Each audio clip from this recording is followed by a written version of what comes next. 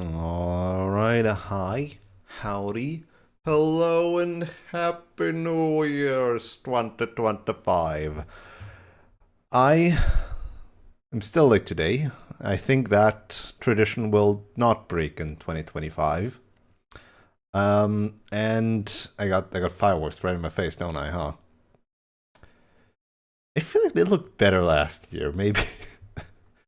They they're supposed to be out of sync, but they're kind of still in sync. I don't know what the deal is with that. Hmm. Maybe it's because they're so short. I've accidentally synced them back out of sync. Could always be. Could always be. Anyway, welcome to the New Year stream, where normally I do like year in review and some karaoke, but I woke up like 6 hours ago and then I ate. Traditionally, we raclette in New Year's, and if you don't know what that is, it contains a lot of melted cheese and meat. And that is still, my body is still working on that. So maybe we'll leave the karaoke part out.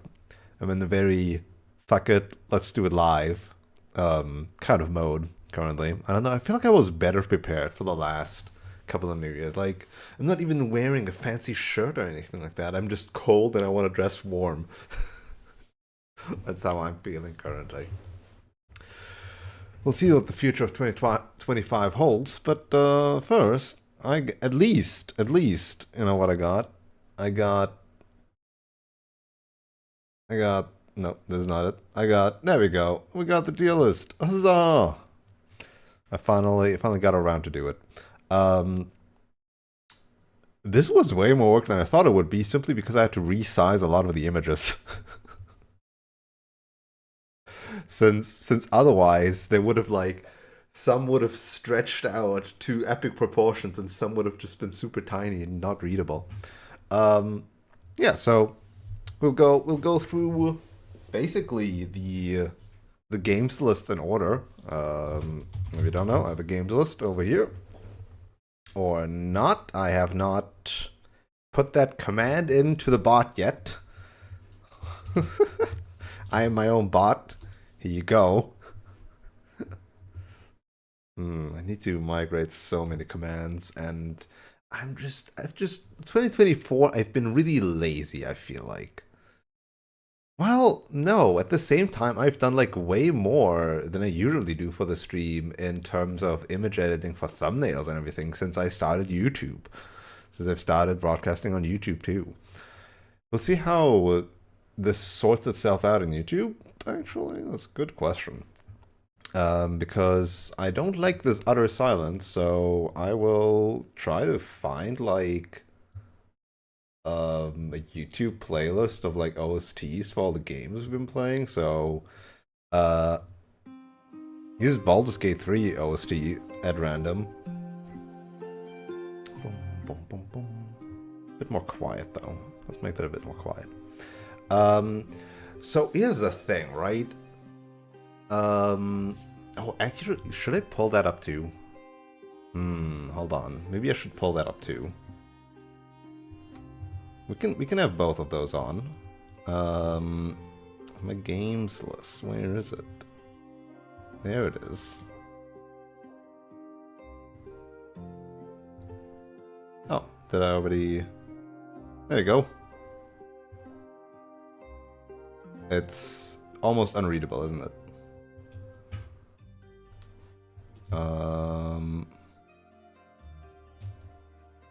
can have like this over here.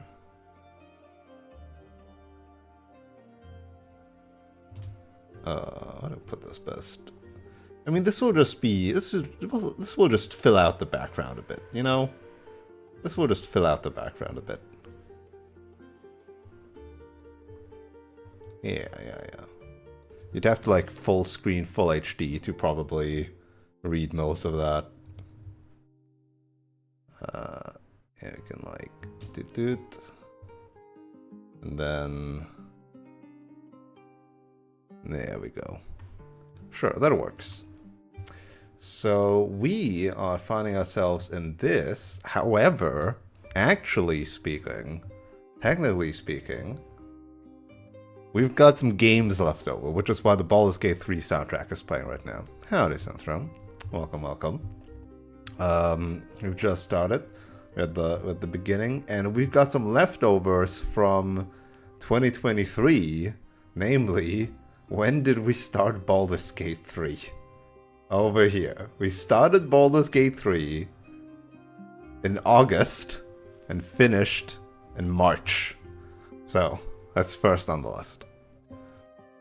We got Baldur's Gate 3 here.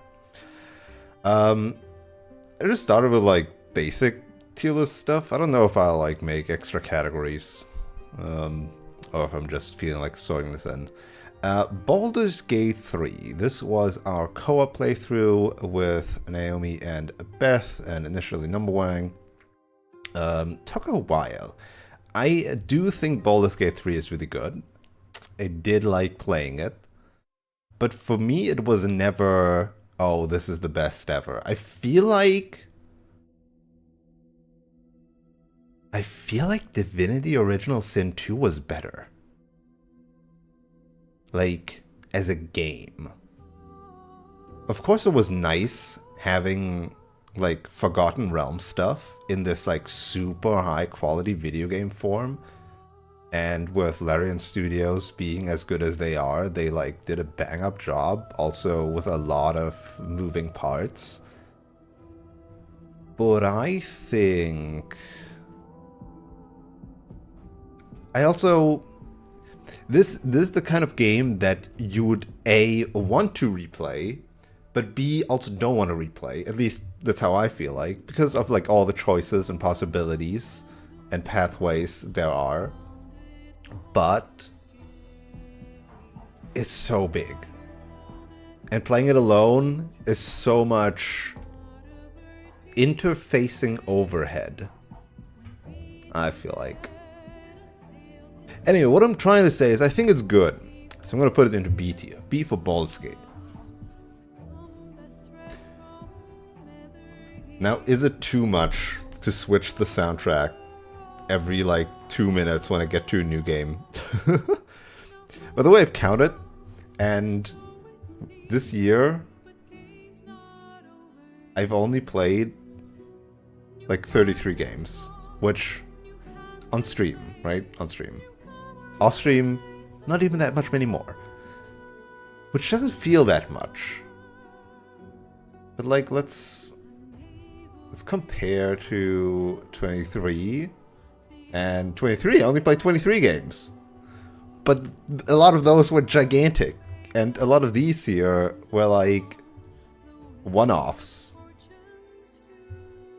If I actually go by completed bigger games... Let's see, if I just like, not even bigger games, let's see, 1, 2, 3, 4, 6, 7, 8, 9, that, oh, it doesn't do it,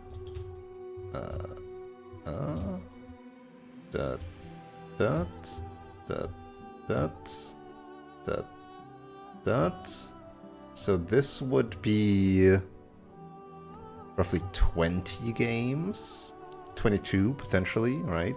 And I'm counting them for last year as well. And then this would be... Dude, that... 18. So not that big of a difference in terms of like proper full game playthroughs. Anyway, do I switch the OST every time? Another leftover from last year, Lost Judgment. Lost Judgment. Where do I put that? Where do I put that? Can I have Lost Judgment OST? Play that? Can I shuffle that, please? Please? YouTube? YouTube does not care about my feelings. There you go.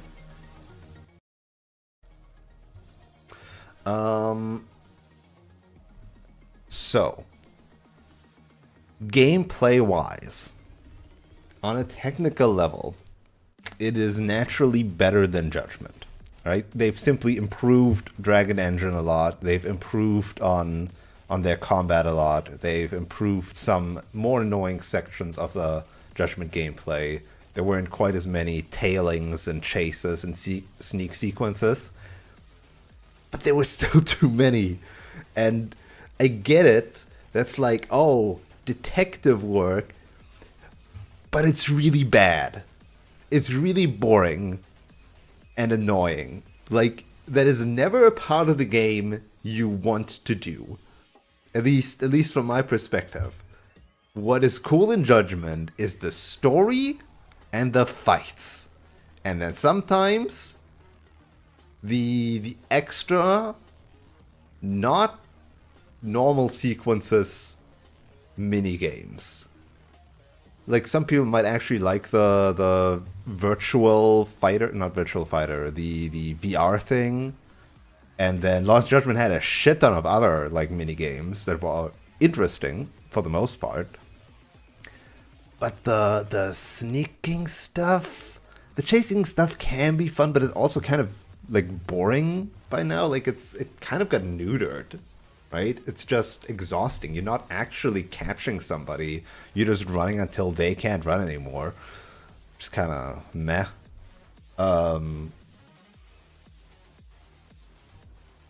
So, like, the story of Lost Judgment wasn't as good as the story of Judgment.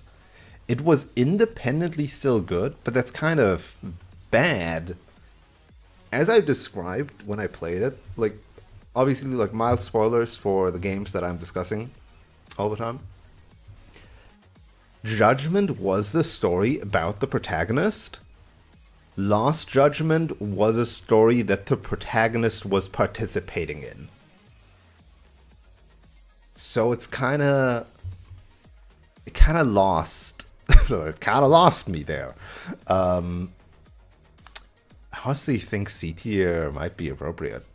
I really still liked it. Like, all of this doesn't mean that I didn't like it. Is it still B tier?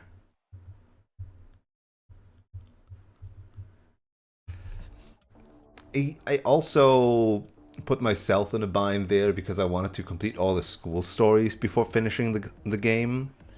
And some of them were really...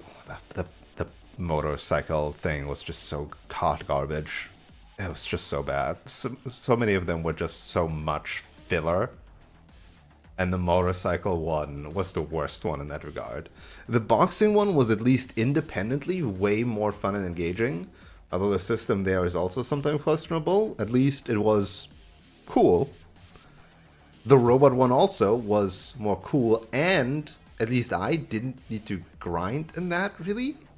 Like, there were some bonus things you could have done more, but like for the main stuff, you didn't really need to grind. So it was completely fine there too, and it was very unique.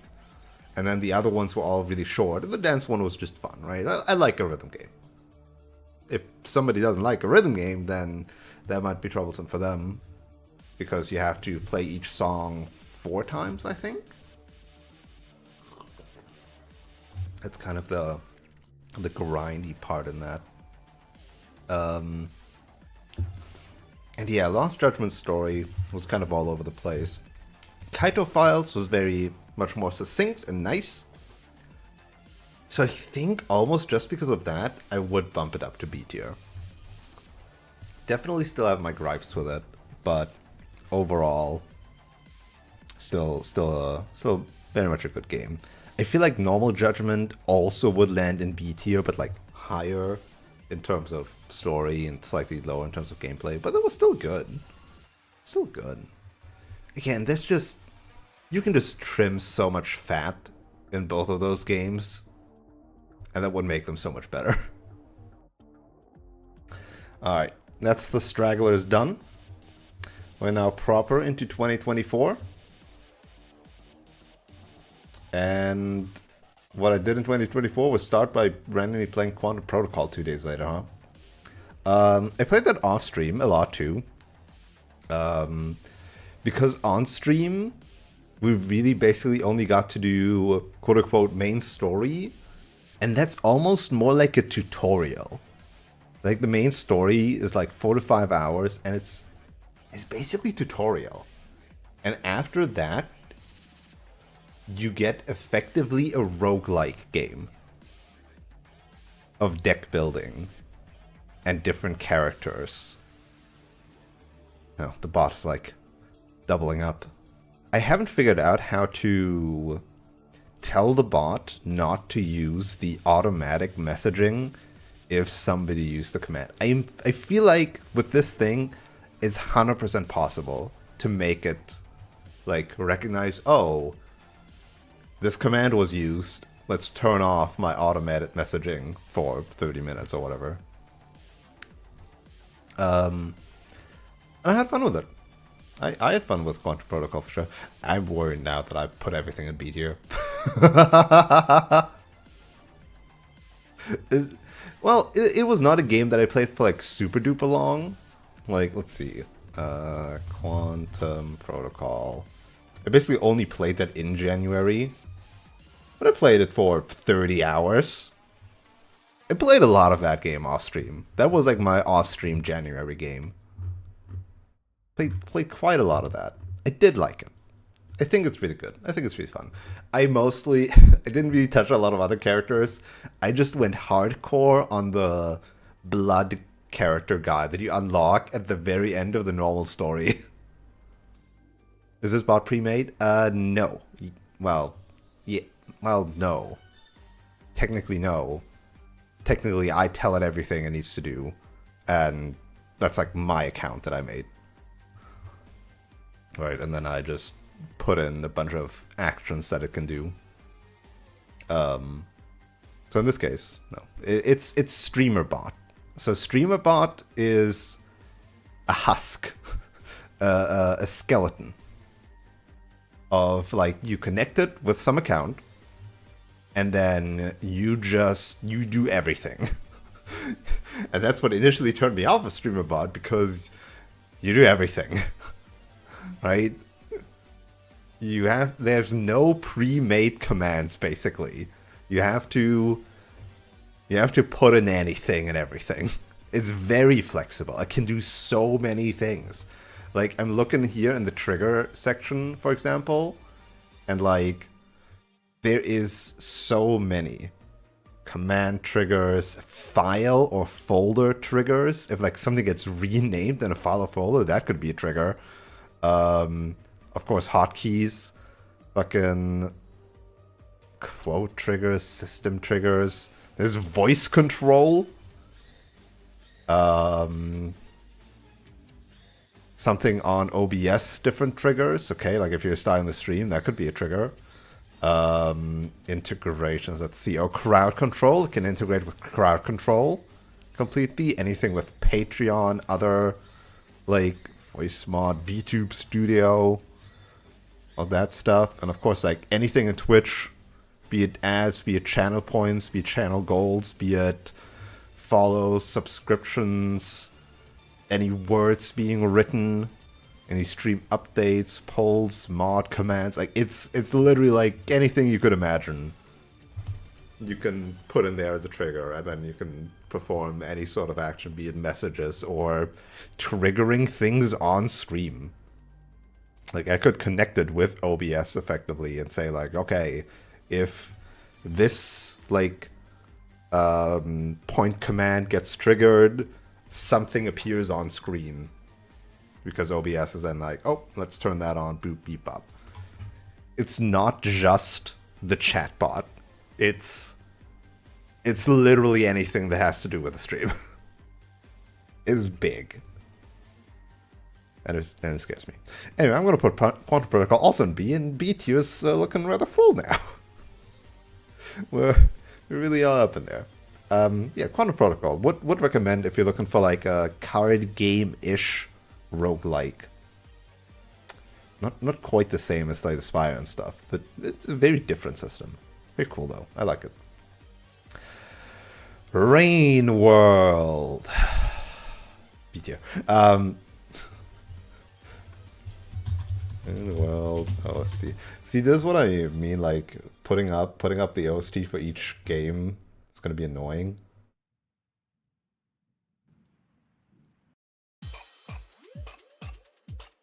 I don't know. I don't want this here. I'm not like sure.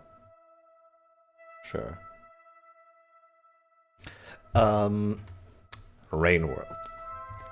I've started playing Rain World because I've been told it is like Outer Wilds. If that already convinces you, because you know Outer Wilds, then let me give you one warning. Rain World is merciless. It is a mean game. Not specifically to annoy you as a player, but more because it is ruthless in all of its environments. And because you, the player, are playing inside of it, boy. Like Outer Wilds, you want to play Outer Wilds sometimes? Outer Wilds is one of my favorite games of all time. Outer Wilds is really good. Rain World is also very good, but holy shit, is it a mean bean. It is... It does not like you. There is effectively easy modes and different like remix options that they've introduced, and I have, after some streams, making use of those remix options to make things a little bit lighter on myself. But it is still a ruthless, mean world. It is fascinating though. Like, it does not give you anything. You're on your own figuring out stuff. You can look up tips and tricks obviously online, but the game itself will not infantilize you. In fact, it will give you some things, and then it will toss you in, and from then on out, every hint is a diegetic hint. There will not be any UI pop-up elements anymore, really, for most parts. It's all, like, in the Rain world. And I suffered a lot while playing that game. I did suffer a lot. But I kept on pushing through, because I was like, this is really cool, but it is really mean.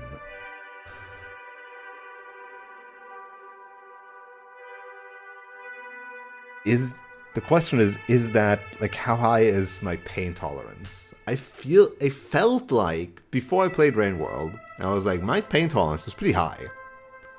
But Rain World really pushed it. So does it land in C tier because of that?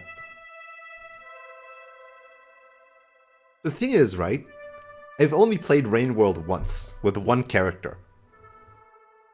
There's 3 in the base game, and there's like, I don't know, 10 with all the DLC. And like, the lore expands so much more. Rain World is a game for very specific people. I thought I would be that people, but I think I'm not. So I think Rain World lands at C for me. But if you're willing to buy into it and have an incredibly high pain tolerance, or are just actually good at this game, then it's easily one of the best games, like, in this like type of genre you could find. In this like explorative, immersive, basically find your own adventure. Not choose your own adventure, find your own adventure.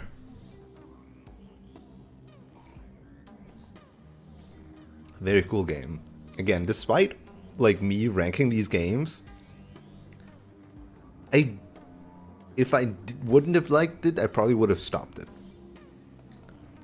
Which, I mean, that's the case for like some of them, maybe. So I don't know.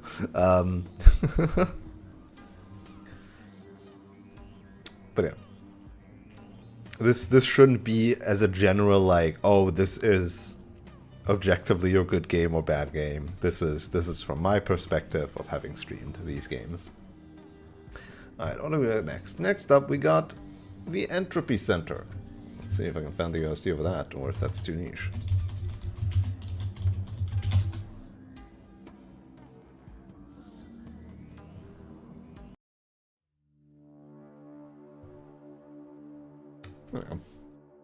Entropy Center is it basically gets sold as a portal-like. You have a gun that does something special. You're a mute protagonist in a testing facility of some sort, and everything is in disrepair, and you're trying to find out what happened / try to find a way out. It's basically a very similar premise to Portal, and it's good. It's a really nice game. Having it constantly compare itself and its design as well to Portal, though, probably doesn't do it much good, because Portal is just very good. But it is. But Entropy Center, for effectively like an indie game, or AA, which you don't really see much of that sort, is nice. It looks good. Voice acting is nice. Like, there's only really one voice actor, not two, kind of, in a way. The mystery is nice. The themes are nice. The environment is very well crafted. Lots of fun detail and lore, and overall just good. Is it A tier? Because I don't really find many flaws with the Entropy Center. Like, did I bite myself deep into a puzzle at some point? I feel like most of them, I liked basically all of the puzzles, I think. No, there was the caveat. There was the caveat of the segments where robots are attacking you. Those segments suck. Is it enough to bump it down to B?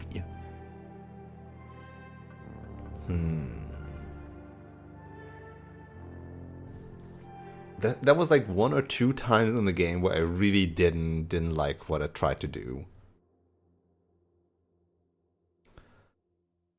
But other than that, I like the story, like the conversations that came out of it. Just science-y stuff. A bit of science-y science fiction talk. It was just fun.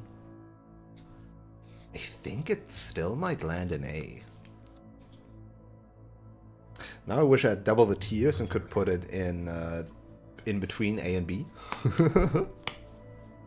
Like, I could do that, but we'll see what else shows up. Maybe I'll make more tiers if I find like my current segmentation wanting. I don't even know like how much of like this stuff down here I want to use, considering that most of the time I wouldn't play something I rated F. Right from the very beginning. But yeah, Entropy Center, good. If you like puzzle-ish game a la Portal style, with similar, well, not similar, actually, with different sci-fi themes. Obviously, I say Portal style all the time, but the puzzles are very different from Portal puzzles. Obviously, you don't have a portal gun. It's a very different type of puzzle, but the vibe it gives is very Portal-like. With the test chambers and everything. But yeah, cool stuff. AI Somnium Files. AI Somnium Files is one of those games you would describe as so bad that it's good, but sometimes it's actually good. Like, it tries from a first glance, AR Somnium Files tries to paint itself as the new, like, murder mystery thriller from the house of Ujikoshi, aka the person who made the Zero Escape games, if you're familiar with that, or the science something. I forgot what the overall name for that series is. Remember 11, never 17, never 7, ever 17. Those games. But with the advent of AR Somnium Files, and apparently the feedback Ushikoshi got throughout his work on the Zero Escape series. Zero Escape, by the way, for some background info, it's a very niche. What do you call this? Like very not super niche anymore, but it's like cult. It's a cult classic, right? In the mystery games world, effectively, in the visual novel mysteries. Those who like it really like it, but it doesn't have that much of a like mainstream audience, I think, as far as I know. And apparently the Zero Escape games didn't really do that well in their initial release in Japan, but did incredibly well in the US and Europe. So much that they eventually then got a sequel, and then we got a third game eventually too. But apparently a feedback that was gotten throughout the games was they are very Western realistic almost, even though like they're not that realistic, but that aside. So progression wise, Somnium Files tries to go into the same, in German we would say Fußstapfen. I don't know what the footprints, like into the same shoes as the other mystery visual novels, but it is a lot more silly and anime. And in telling, like the Zero Escape series had their fair share of humor. Like that is out of the question. Like they have a lot of fucking jokes in them and a lot of silly moments. But AI Somnium Files is very anime.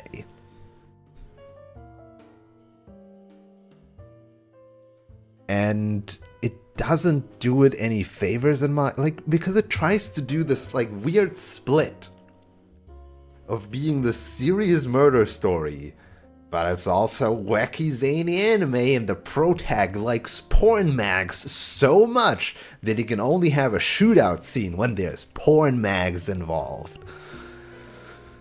And it just takes me out of everything that the game tries to do seriously, and then it has some super fucking hard-hitting emotional moments that you then question, like, this game, why is it suddenly tugging at my heartstrings so much? That's mean, this game is stupid and silly. And then it like throws it away again after 2 scenes because, haha, wacky zany fun times. So yeah, it's in the so bad it's kind of good, sometimes it's actually good, but sometimes it's also actually bad category. So I think I'm going to put it in D tier. I will play the sequel, eventually, AI, Nirvana Initiative, because again, it's kind of funny that it's bad. Kind of makes me sad though that we don't have something like 9 on 9, Zero Escape stuff still. Oh well. I didn't regret playing it. It was a fun stream. Which is why, again, I'm unsure, like, what am I making out of E and F tier? Like, what's even gonna land there? I don't think anything's really gonna land there. I might rather, like expand these tiers in a way. Oh god, yeah, no, this fucking music is already giving me flashbacks to horrible, horrible things. I hate this. You know what I don't hate?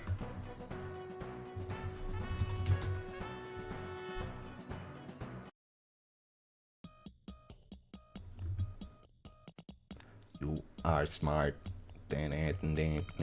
Katamari damashi. Where's the main theme?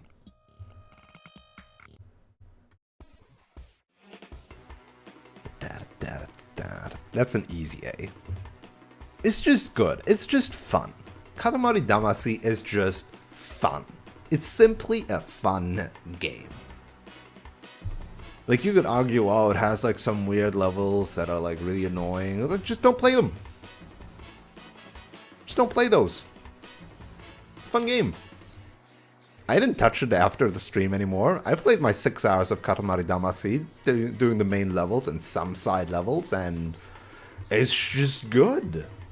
Banger music, fun rolling around. There's like nothing to complain about Katamari Damacy. It's not life-changing. It's just fun. Na na na na na na na na na Katamari Damacy. Na na na na na na na na Katamari Damacy. Da da da da da da da da.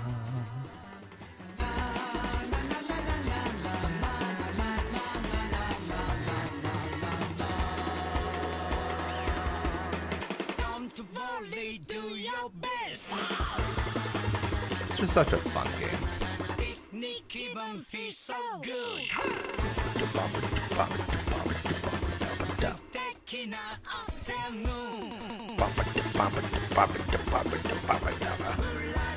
Purple on the bundle, I can see that. It's just fun. It's just, like, if you don't vibe with the controls, that's normal. The controls are weird.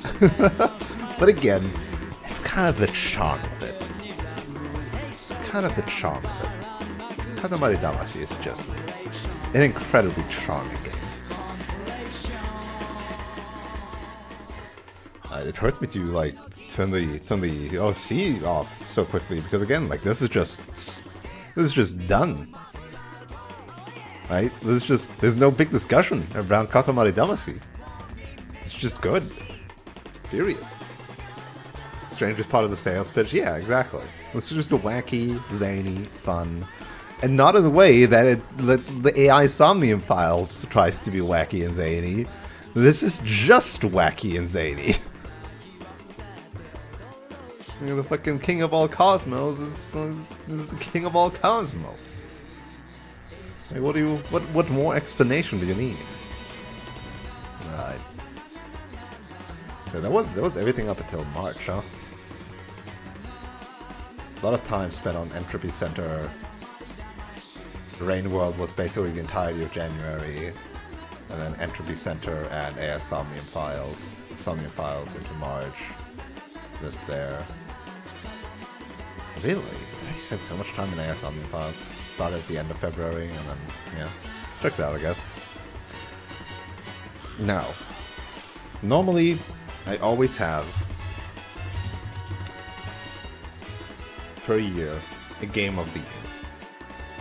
That just, like, I know that is my game of the year. This year, I didn't have an obvious game of the year. Nothing jumped out to me that much that I would say, okay, I know this is my game of the year. Last year, at the end of 2023, I played 13 Sentinels, Aegis Rim, and I just devoured that. Just devoured that so much. And it became, again, a game of the year. In the year before that, it was Outer Wilds. And the year before that, it was Disco Elysium. And the year before that, it was Crosscode.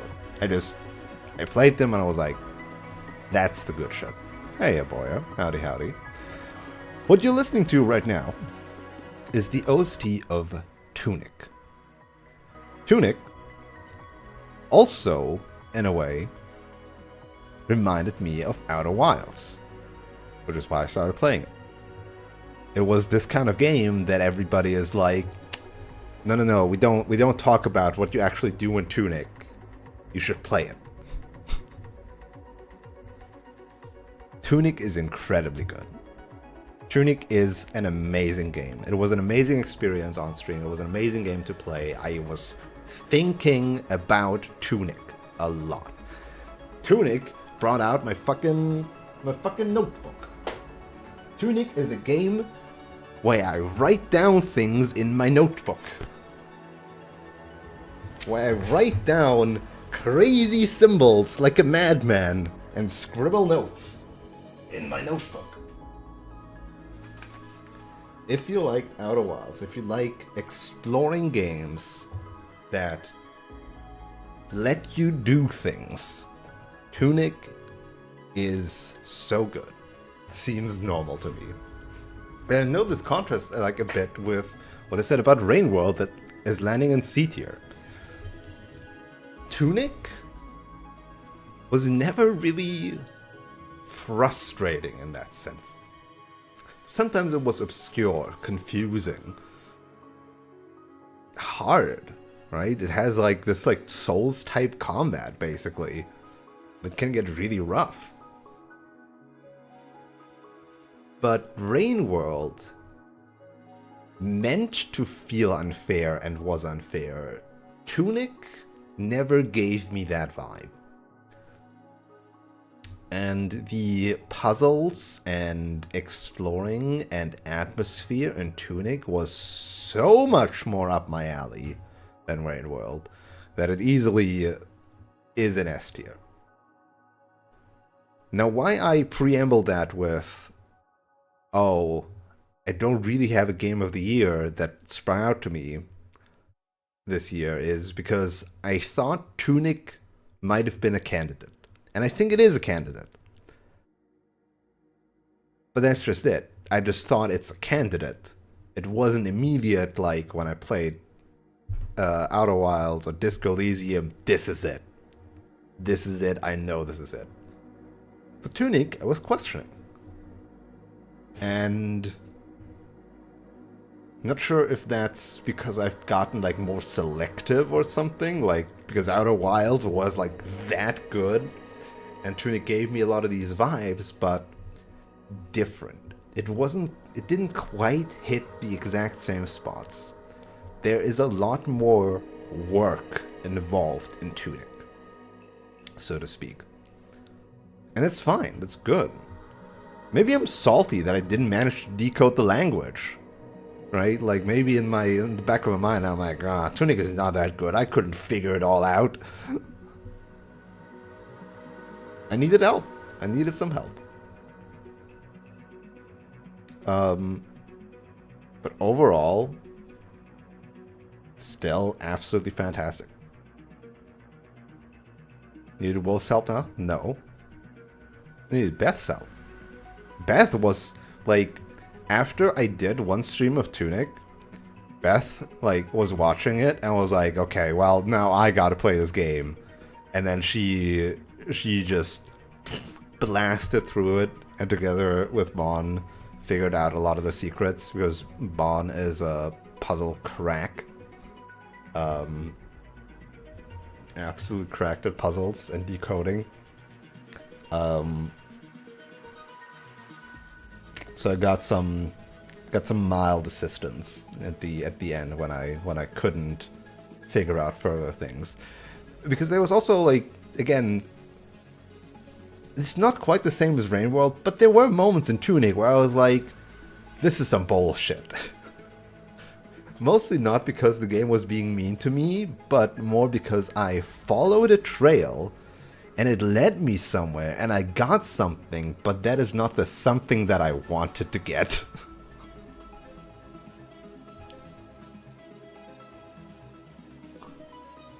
And I put so much fucking work into those secrets, and then all I got was a measly golden statue out of 12. So mad. So mad. But also, if you're listening, wonderful OST. I don't know what to describe this genre as, but it is a beautiful OST, has beautiful aesthetics. Again, fascinating puzzle world building. Really enjoyable Souls-type combat-ish gameplay. And yeah, like game puzzles are fucking... They're hard. They're hard. Like, if this were a game that didn't come out in the era of the internet, I feel like a lot of people, myself included, would really just bite their teeth out on that. I don't know if that's also an idiom in English. But you would crack. is really hard. Like, some people, myself partially included, have a hard time with that.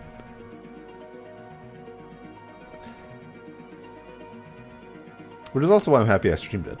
Because I don't, like, other people who streamed it, who have larger active audiences, let's say. This is one of those, same with Outer Wilds, same as Rain World. This is one of those games that can get really easily backseat spoiled by chat interaction. Because a large part of the game is figuring things out. Very much so. Anyway, Tunic is S tier. And maybe Game of the Year contender.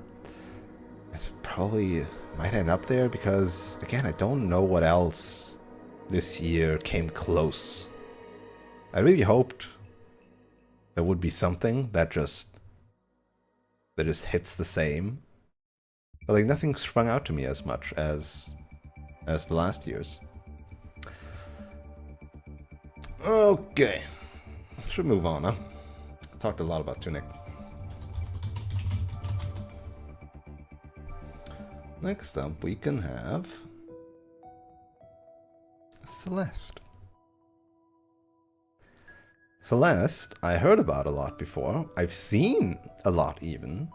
And for the longest time, I was of the opinion that this is too hardcore for me. My Super Meat Boys, my Wings of Vi days were behind me. My Binding of Isaac days or whatever. Like, well, Binding of Isaac isn't a jump and run platform, but you know the real. My hardcore platforming days, I noticed replaying something like Super Meat Boy or Wings of Vi. I'm not that good at those anymore. So I was really afraid hearing about Celeste and like seeing it. I'm like, oh man, Celeste is like hard, isn't it? But it's not that hard in the main story. And I still kind of want to try and go back for like A or remix sides or whatever they're called. I don't know if I will do that this year, or if I will do that on stream. But I feel like I should do it on stream to keep concentrated. I feel like if I did this, I feel like if I tried off stream, I would abandon the game very quickly again, because I would get like, I don't want to do this anymore. Whereas on stream, I like focus in, and I'm like, okay, we're doing this level, we're doing it, no matter how many times it takes.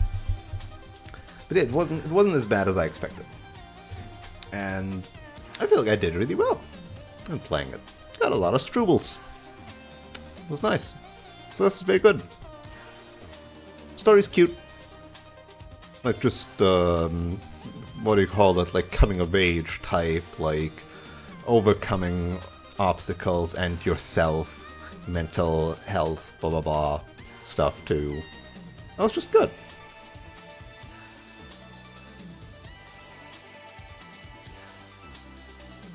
It's not S tier for me. It didn't hit that special tier. It's just very good, I think. Celeste is very good. Could recommend. If you like platformers, want a platformer, try Celeste.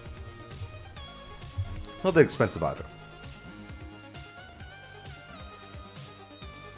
And again, Bang OST. Certainly helps when you're dying over and over again.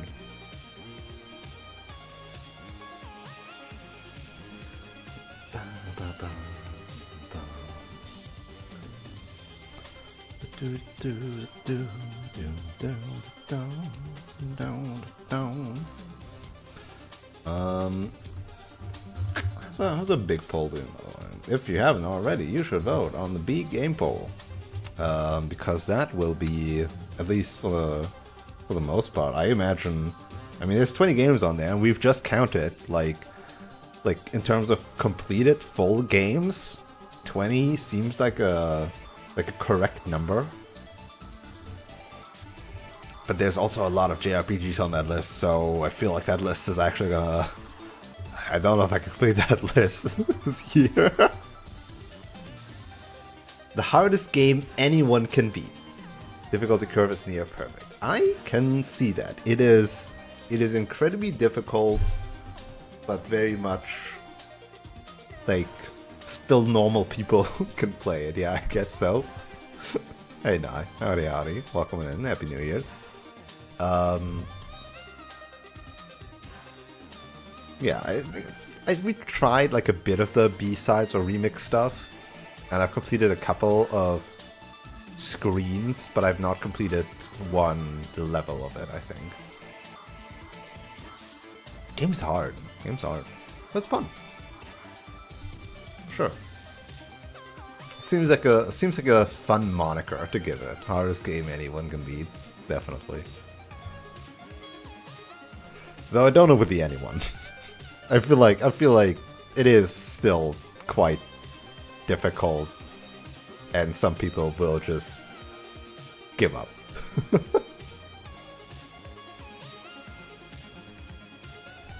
it's definitely a very good difficulty curve. Right. Let's interrupt this OST for the next OST. Let's see if we have it even here.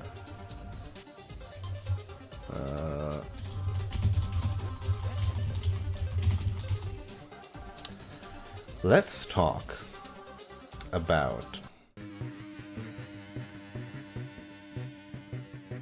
Fear and Hunger.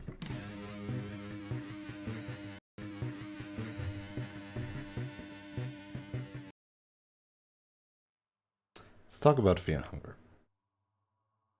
Fungar mention. Last year, I'm just going to put this like somewhere, like there's not indicative, there's not the final pacing.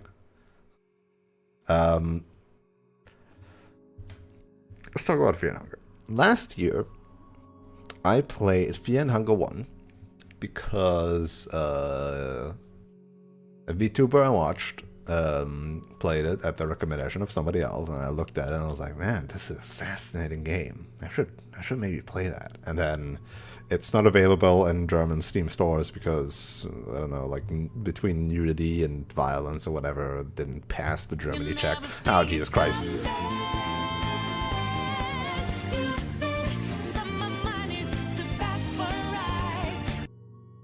My internet is shitting itself, so I might not be able to watch much. But Happy New Year's, Happy New Year's. Appreciate it, now. Thank you very much for the sub, and fingers crossed for your internet. Fingers crossed. Yeah. I mean that was even before Germany did the game devs need to fill out a license thingamajig. This is just like, oh, the classic like not available in Germany type of deal. But yeah. Anyway, you can just buy it over Itch.io, which is what I did. I just bought it directly, right? Like, who the fuck cares having it on Steam? Anyway, so I played Fungar, and it was a fascinating experience as a mix of, I played it on stream and off stream. I like did something on stream and like failed pretty early on when I played it, and then like I did a run off stream and like figured a lot of things out, and then I went on stream and like did a clean run or something, or showed my progress on stream, like rescuing Lagarde quickly enough, or showing off like a route to do so, and like discovering something. And the atmosphere is really cool. The game is brutal, and fascinating. Um, Also, as a very indie game on HEO, it is also very unique in it's very not mainstream, right? Between the save system and some themes and graphical choices and stuff like that. The buttfuck demon. Um, Fun stuff in it. Very cool stuff in it. And it wasn't actually that long, right? Like, rescuing the guard you can do in literally 20 minutes. And then afterwards is like the second half of the game, which is surprisingly actually almost longer. But that's only because I didn't quite figure out stuff as quickly in it.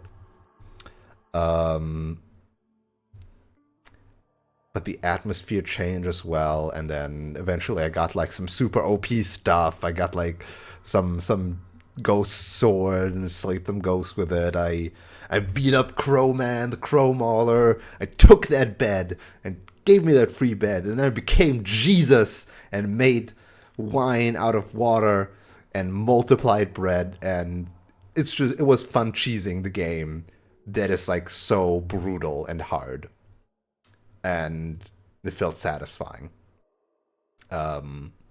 Like being beaten up by this game so much, and then you're like, oh, literally Jesus. And yeah, some cool stuff, and I did like 3 of the endings, and it was cool. It was a quote unquote short game, but it died a lot, so there was also a lot of redoing stuff. But it was interesting to figure it out. So naturally, I was like, I should play Fear and Hunger 2. Fear and Hunger 2 is Fear and Hunger, but more. In many ways, including mostly the fact that it's literally way bigger. It is a way bigger scope, with way more RPG elements, way bigger map, way bigger like enemy variety. That's just way bigger, way more like choices to make effectively and things that affect it. Is just large. Now, if you look over here, I only show you two lines here. The line that I'm not showing you right now is the one that comes after this. Red is games I've beat. Purple, special, just like one-offs, like trying things out or can't beat or something like that. And Fear and Hunger 2 this year is the only game I initially planned to do a full playthrough of, unlike like other games. So I was like, okay, I don't plan to make a full playthrough out of this. I simply want to play it once on stream and then whatever. Fear and Hunger 2 is the only game I planned to do a full playthrough of, and then didn't. I don't know when or if I will come back to Fear and Hunger 2. Because it didn't quite hit me the same as Fear and Hunger 1. It is not as concise and almost silly as the first game, despite like its brutality. Not quite as like, maybe there is like more cheese and I haven't discovered it yet, but it's so much larger and more expansive. And then there's the day and night thing with the like 3 days time limit, fucking Majora's Mask style, Terminal, inspiration, it wears on its sleeve. That I just didn't feel like it anymore. It was it was more annoying to optimize how I play it. Like last time I left off a minute, I did a science run of where I like figure out stuff, and then I would be like off stream doing the stuff better. And I just never did that, and thus I never continued because I didn't feel like having to go through all these steps where like a misstep means I have to reset that sleep cycle because I can't save properly without advancing the day. Eventually in Fear and Hunger 1, I found a way to effectively cheese saves, and I felt good about that because the game is mean. And I was like, yes, yes, I can cheese you, game. I can beat your meanness. And didn't quite hit those same things in Fear and Hunger 2. It felt a lot more like I need to just do it, fail, do it again but better. If I fail, do it again but better. If I fail, do it again but better. But in like this kind of large scale, that didn't quite give me as much accomplishment as the, oh, go to Lagarde, he's dead, do it again but better kind of scope. I don't know. Also, funnily enough, in Fear and Hunger 2, I don't think I was ever hungry. There's way much more food in Fear and Hunger 2. In Fear and Hunger 1, up until I became Jesus, that was a problem. Didn't have that much food. But yeah. I don't know. Some cheese into it with Olivia dismounting and a gun.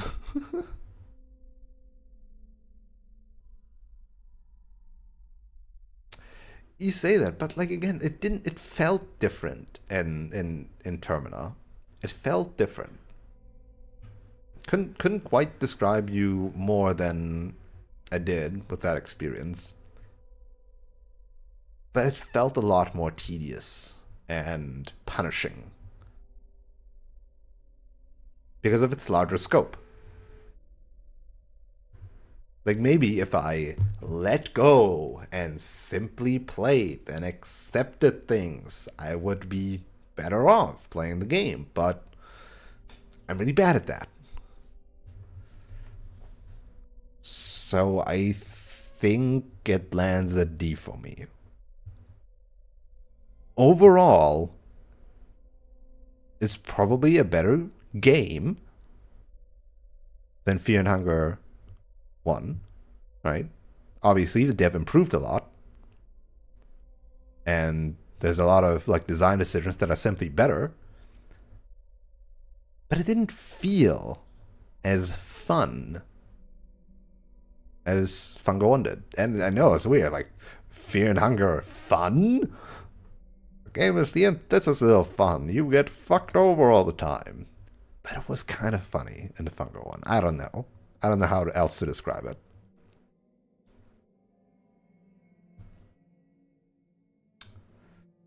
Okay.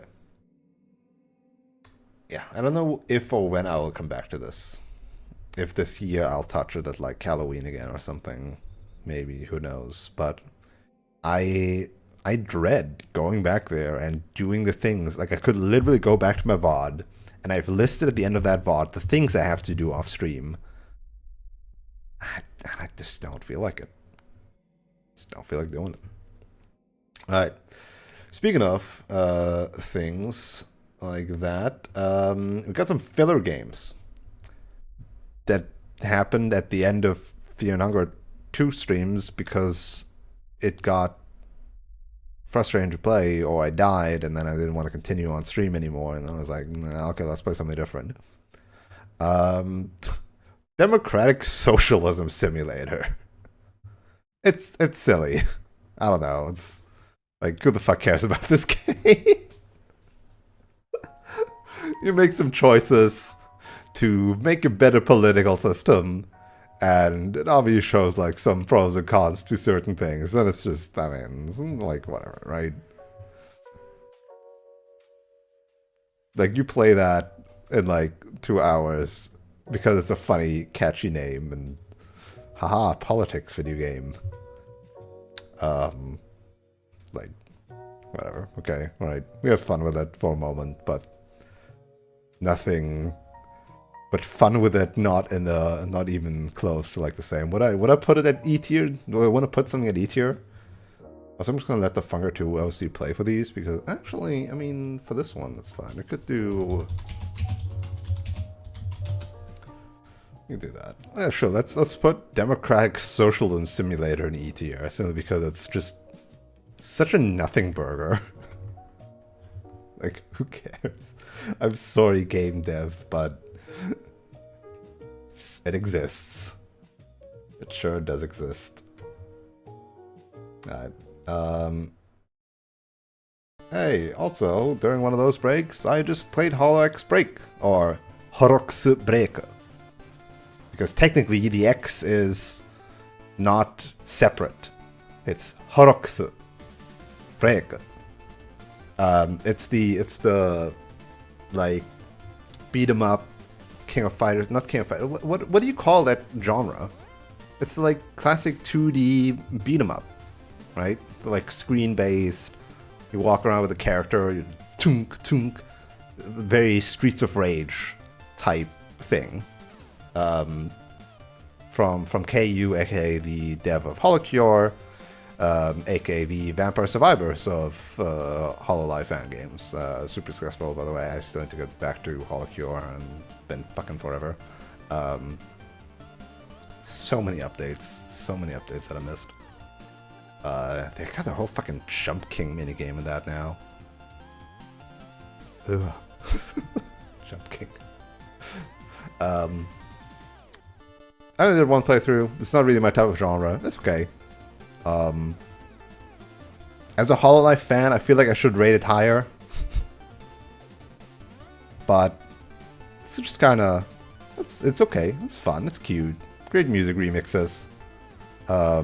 If you like that type of game more, obviously put it higher. If you are a fan of Hololive, obviously put it higher. If you have no idea what Hololive is, it's just kind of there. It's free. It's okay. With which character did I play through that? I think I played through it with Horuka. I think I did a Horuka playthrough. Alright, then Death and Taxes. It's there, it exists. You read through things as death and decide if they should die or not. And I didn't really get far into the game, so I don't know if it's actually better. Aesthetically, it was cute. It's just kind of there. I have no desire to go back to it either. I have no desire to go back to it. It probably lands here, actually. Because this is like, maybe. This is like, I don't really care about this game. So probably lands there. This I also have no desire to get back to it, but it was more fun. Again, being a Hololive fan means I just bump that up anyway.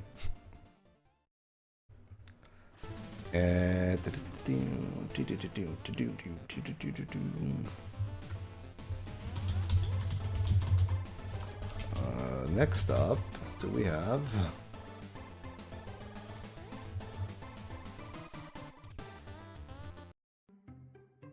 Wildermyth.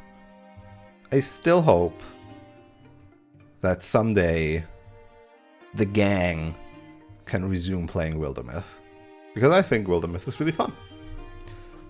But alone, it kind of loses its biggest charms, I feel like. Like, playing it alone on stream just means there's a lot of reading for me to do on stream, which is kind of exhausting. But obviously reading is the core part of the game. So, well, one of the core parts of the game, rather. And without it, like without the story components and character components, it kind of loses its uniqueness and charms, because like the combat system is cute and nice, the overall stuff is cute and nice, but obviously the text makes the game. When playing it alone by myself, would lose a lot of the joy of like unique character interactions. Like, it's like writing fanfic. And if you're not publishing your fanfic, like, what's the point of it? Yep, just solid game. Hopefully we'll, someday get back to it. Or the Orc and the Orchettes. Well, they finished their adventure at least. They finished their adventure. We were on New People, who I already got because we only did like 2 hours of those. But between like Magic the Gathering Commander night and me streaming and me playing Frosthaven, like, when do we play that? Just no time ever. Again, if we do say like Friday or Saturday or Sunday evening, people are off, I'll make that into a stream, right? I'm perfectly fine with streaming Wildermyth as a group. People just need to get up their asses and play. I'm here every weekend. I'm around. People just need to be around with me. The only day that I'm like not around strictly is Tuesday when we're doing Magic, and Thursday when I'm doing Frosthaven. Everything else, completely fine. This is sorry you're breaking up. Oi, oi, oi, oi, oi. Anyway, Wildermyth, good. Alright. Speaking of good games, but Wildermyth not good enough for A because again it needs kind of a group.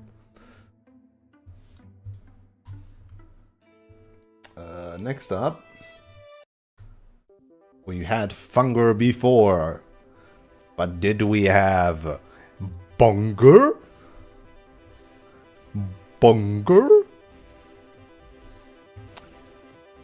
Bugsnax is like Katamari Damacy in a way, just a fun little game. So I think it just lands an A tier. It's just a fun little game. I don't know. Like, sure, you could say like, oh, I expected more from the story or something, or the actual gameplay elements were actually kind of small, but I mean, it's just a little Bugsnax caching game. It's just a fun little game. I don't know. Ugh. The ending was wild though, right? The ending of, like, no spoilers, but the ending of Bugsnax is kind of wild though. Ugh. Bugsnax 2 someday. I want Bugsnax souls. I want Bugsnax souls. Give me Bugsnax souls. It would be so funny. There's so much potential in the snacks that are also bugs. Make a multimedia franchise out of that. The world needs more games like Bugsnax. Just unique, fun little things. Really ain't got any complaints. I probably had some complaints when I played it, but looking back on it, can't think of any right now. So thank you.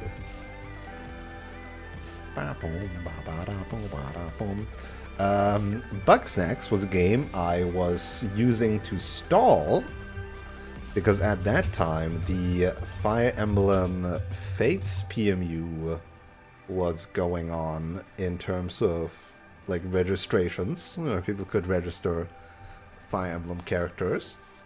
If you don't know what that is, Fire Emblem is a JRPG tactics series, and a PMU is a pick my unit, aka normally you have like a giant roster of characters that can be all kinds of different things, kinds of different classes, and in a PMU, other people, ideally, decide beforehand what characters I use to play the game with. And we did a little Hackerman editing to make it possible for any character to be picked with any class, which resulted in some wacky stuff and some wacky combos. What do we have? Let me see. Yeah, let's turn this on. What did we have for the PMU? Do I still have it here?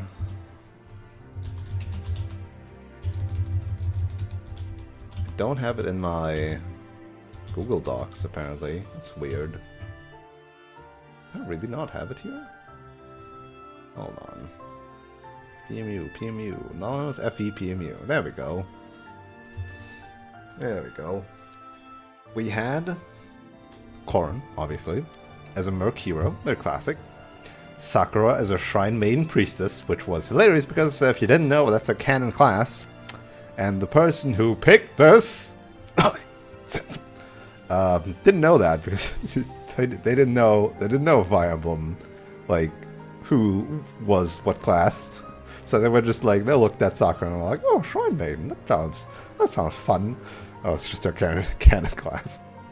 Azama as a ninja mechanist, Hana as a Sky Knight, Kinshi Knight,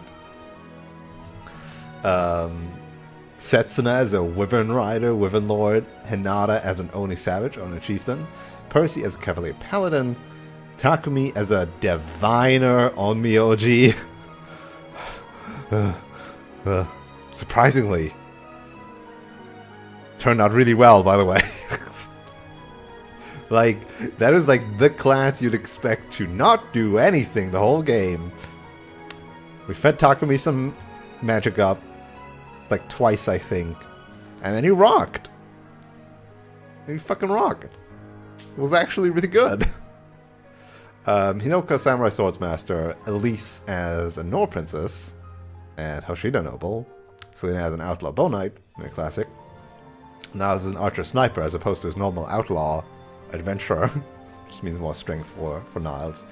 Odin as a Ninja, Master Ninja. Obero Fighter Berserker, very fitting.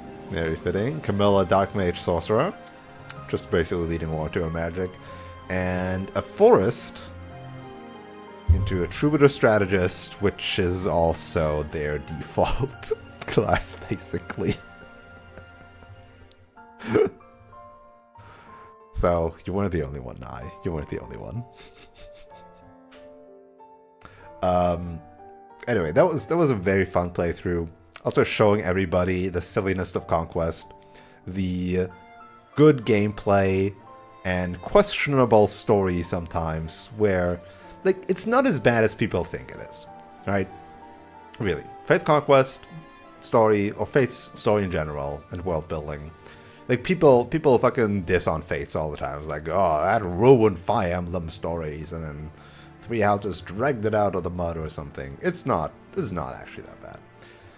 It's very questionable and stupid sometimes. But Baby Dimension. Look, Awakening was very popular. Don't know what to tell you. Awakening was very popular and brought this game series from the brink of death back into the mainstream, and people loved making babies. So they were like, we gotta bring baby making back, because otherwise all the people we gained from Awakening won't be retained. And turns out people do indeed love baby making. They fucking love that shit. Eugenics is their shit. What that implies on the story is fucking stupid.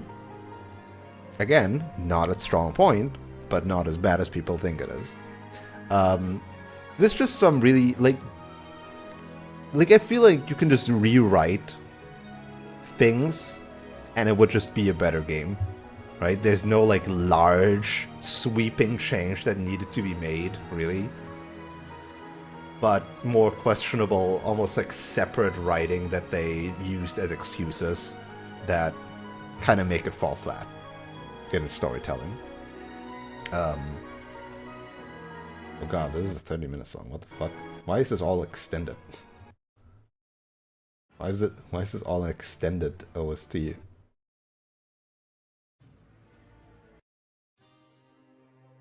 No. No. Sure. But overall, I like Conquest. We managed to beat it still on hard. Still on hard classic with, admittedly, some divine pulse, divine wheelery. AKA save states that emulate that. But I didn't really abuse them. I want to say. Anybody who watched it can judge me on that, but I very rarely used them. Like, for the final map, I used them to get me back to the start of the final map, instead of doing the map before that too, because fucking bullshit doesn't allow you to save. You have to do a 2-map gauntlet if you're playing normally. It's really mean. But no, I'm a Fates apologist. I like Fire Emblem Fates. I say I'm a Fates apologist, but I will not apologize for it. Take that. Fire Emblem Fates is good. Could be better, as all Fire Emblems could be. Characters can be somewhat one-note sometimes. I personally am not a fan of the whole, like, okay, royal retainers, which Engage also did, which also was kind of bad.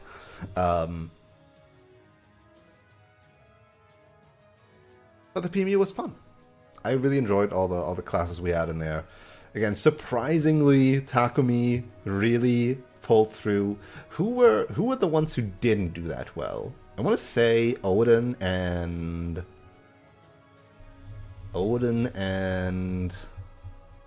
Percy? Or Odin and Hana? Or Hinata, because only Chieftain just kind of sucks ass. Only Savage and only Chieftain just kind of suck ass. It's really sad that those classes are not good, because they're cool. Yeah, something along those lines. We managed to barely make it through Ninja Gauntlet and Giant Laser Beams, and it was a good time. It was a good time. Took a while though. Next up, after that whole mess, I started the Undertale fan game, officially recognized fan game by Toby Fox, like approved, basically. Not like in canon approved, but more like he is like, he's cool with it. Where is Undertale Yellow OST? There we go. Jesus. There's a lot of tracks. There's good remixes in this game. Lots of good remixes.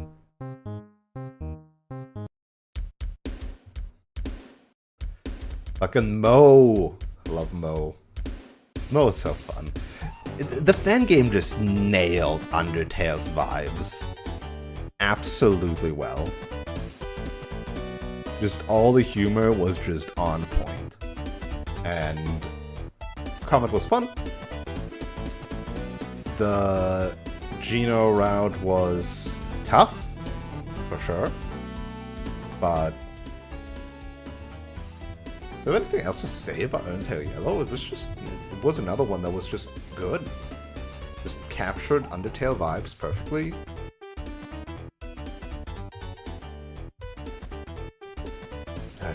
characters, fun boss fights.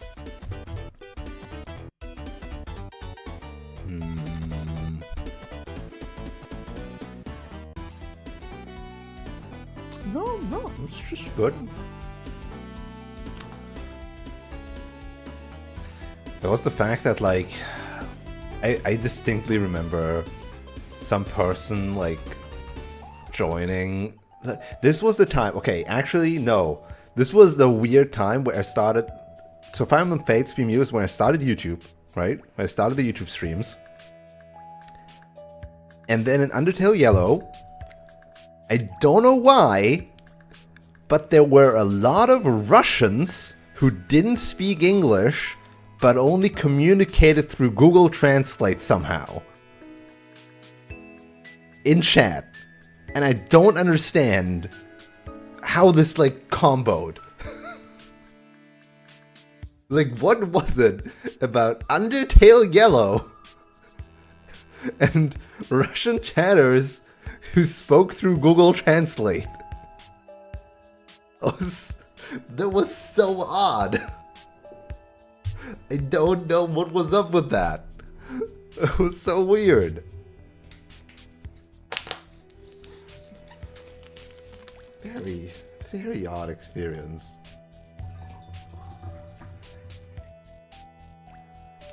Most of them were good people still.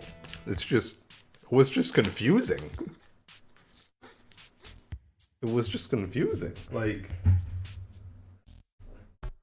again, there were like 3 or 4 people of that sort. Don't get it.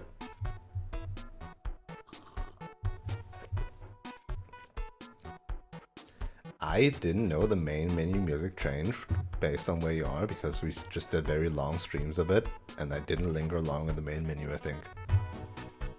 That's cool. It's very cool. Speaking of, I think at the end of the Undertale Yellow playthrough, because I beat the final boss of the Geno route pretty fast, I just moved on to more bullet hell.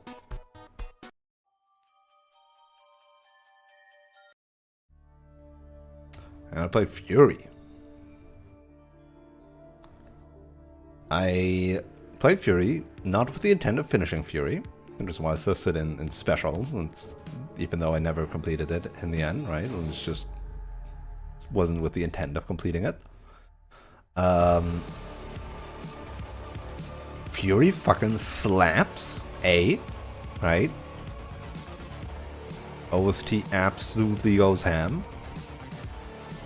Can sometimes be frustrating, but overall is really cool. Sometimes I wish the checkpoints were kind of different. God, because I didn't finish it, I feel like I can't put it in A. Fern, Happy New Year's. Welcome on in, welcome on in. Because I didn't finish it, I feel like I can't put it in A because I don't know what else would have awaited me. I feel like I need to put it in B. But it is really good. If you like that type of like very hardcore, tight bullet hell fighting game-esque gameplay, then Fury is an amazing game. But yeah, I think I should put it in B because I don't know. Do I have a desire to go back to it? Kind of. I'm kind of on the same as Celeste. Like, there's like harder parts I kind of want to like go back for, but if I don't do it on stream, I feel like I would give up pretty quickly. But if I do it on stream, that eats up a stream. And I want to play so many other games. I'll be in position to preach. Took over a year and multiple cycles of abandoning and restarting it. Very much worth beating it. Again, I mean, you also really like Rain World, right? Like, you also have the tenacity for Rain World.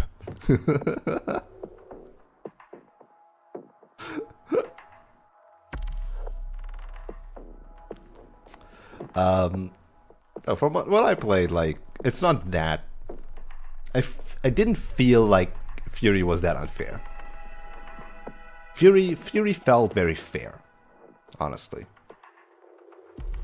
But yeah, just because I haven't finished it, I would put it in B for now.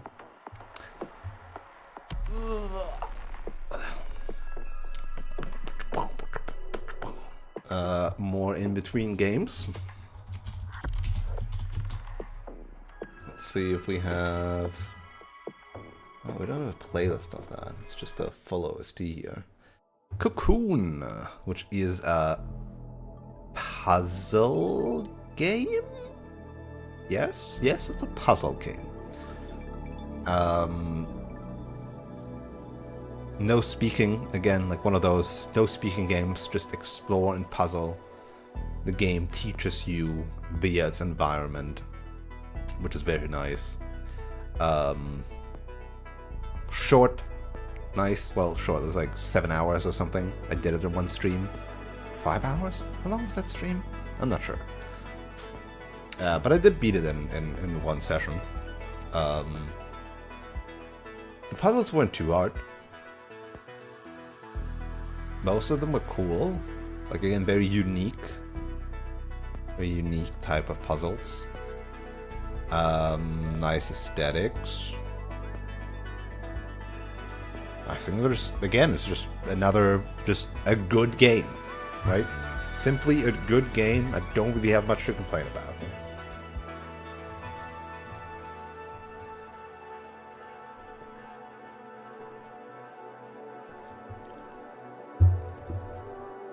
Yeah. No. I'll leave it an A.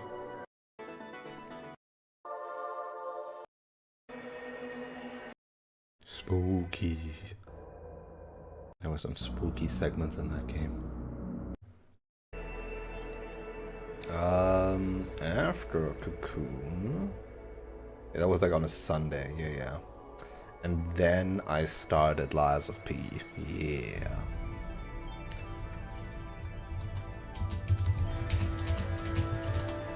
Lies of P is a very good Souls-like / Bloodborne-like / Sekiro-like, however you want to fucking call them. It honestly does have like... So the blocking is like a mix out... Like, the blocking feels a bit more Sekiro-ish, because like blocks are very effective. There's no shields, you simply block with your weapon all the time. Also, I used the Lies of N one because I'm proud of that fucking job that I did there. You can look at the N.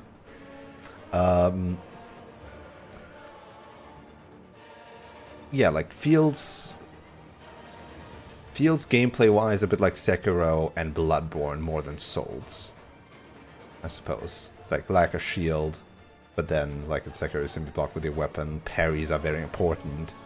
But otherwise, it's very a Soulsborne-like base. But then you also have like these tools that's very Sekiro-ish, with your arm, right? The mechanical arm. All of yours is mechanical. You know what I mean. I need to drag that bigger, huh? There you go. But no. First all the positives. Let's list some positives first. Very good, very cool combat, amazing bosses, very interesting story, amazing atmosphere, soundtrack. Like the fucking records are just so good. All the boss fight music is amazing. All the records are just good too. And again, the funniest thing is finding out, oh, this is actually a DJ Max OST remix. So weird to hear the original versions of the record songs, because it's just like this EDM or trance music. So funny. There is let's do this one. Yeah. And overall cool environments, cool weapons, the combat systems again were really good. I would almost put it into S tier. Like, this is a top tier Souls-like. But I also wouldn't put Souls-like into S tiers, because a lot of them have very similar flaws that Lies of P also very much copied. I feel like in its like similarity, it tried it again copied also some of the bad parts of Souls-likes, which are part of it, and they're just always there. Like, that's what a Souls-like does. Like, ambush enemies. So many ambush enemies. I wanted to praise the level design at the start of Lies of P, like when I played it, and I was like, ooh, like this is very cool looking and everything, but is not actually that good. It reminded me a bit more of Code Vein in that regard, and Dark Souls 3, in that it's very corridor-esque. It's very theme park-esque, corridor-esque, and then most of the difficulties come from ambush spawns. Ambush spawns, ambush attacks, ambush spawns. That would be Fire Emblem. But Fire Emblem games do that. That's also garbage. But yeah, I feel like it took that like wrong lesson of, oh, Souls games, that's the game that's mean to you by having normal enemies like kick you down a cliff and thus kill you, or sneak up to you from behind where your camera doesn't see them. Could have been better, you know. The main level design, the normal ass enemies are just not exciting. It is very much okay, route to the next boss. Always gotta watch out, like, where's loot, where's ambush, where's loot, where's ambush, where's loot, where's ambush. Which is an okay gameplay loop, but it's not really the fun part of the game. The fun part of the game is the big enemies, sometimes the medium enemies, that you parry, attack, do tools, parry, dodge, attack, stagger, power attack, boom, bang, bang, right? The big enemies show off the game's mechanics. The game's fun mechanics best. And the small enemies, they just die after like 2 hits, and like, who the fuck cares, right? But yeah, between the upgrade system and the loot there, I didn't use 95% of the items because it's just like, why? So unnecessary. Using items distracts me personally way more from playing the game well and from the fun parts of the game. A lot of the times. So, but it's a Dark Souls tradition, you know? That's why. Sometimes it's copied a bit too much. I want to say hopefully they'll learn their lesson in a second part, but who knows? Who knows? It felt like I said the same for...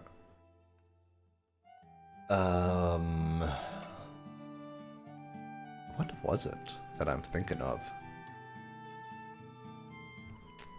Oh, I think it's like Octopath Traveler, but I heard that Octopath Traveler 2 was very much still the same mistakes as Octopath Traveler 1, even though it is still better overall.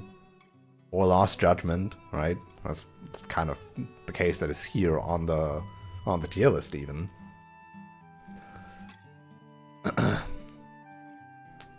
Yeah, I don't know. Still an amazing game. Going through mediocre parts to get to the good parts. As opposed to like a lot of these other ones that are like oh, it's just nice games, right? This one is sometimes can be really amazing, but sometimes just kind of going through the motions, you know?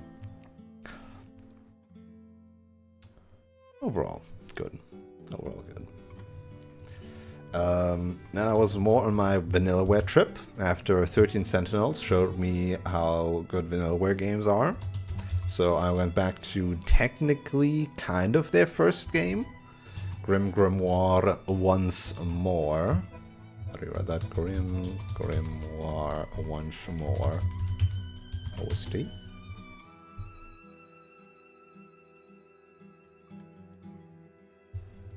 Oh, OST. There we go.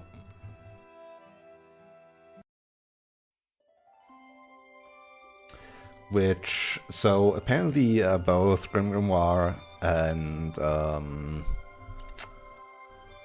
Odin Sphere got like roughly developed at the same time, and initially Grim Grimoire was supposed to release first, but then because of like some production delays, actually Odin Sphere released first and became their first title, and then Grim Grimoire. Speaking of, I still want to go back to Odin Sphere, I still want to play Dragon's Crown, and I want to find a way to play, what was it, Muramasa Rebirth. These three jankies here. But Grim Grimoire definitely showed already the roots of like that game studio and what they're doing. Obviously, as an earlier title, it wasn't as fleshed out as 13 Sentinels, but it is a console RTS and very much inspired by, like, I've read about it, like, very much inspired by stuff like StarCraft and Warcraft, and you could tell it was simple enough for a console, and the control schemes wasn't that, like, complicated to still be able to do. Like, the 2D playing from the side helped a lot in that regard. And it's just really good, surprisingly. For console RTS, this is a fucking great.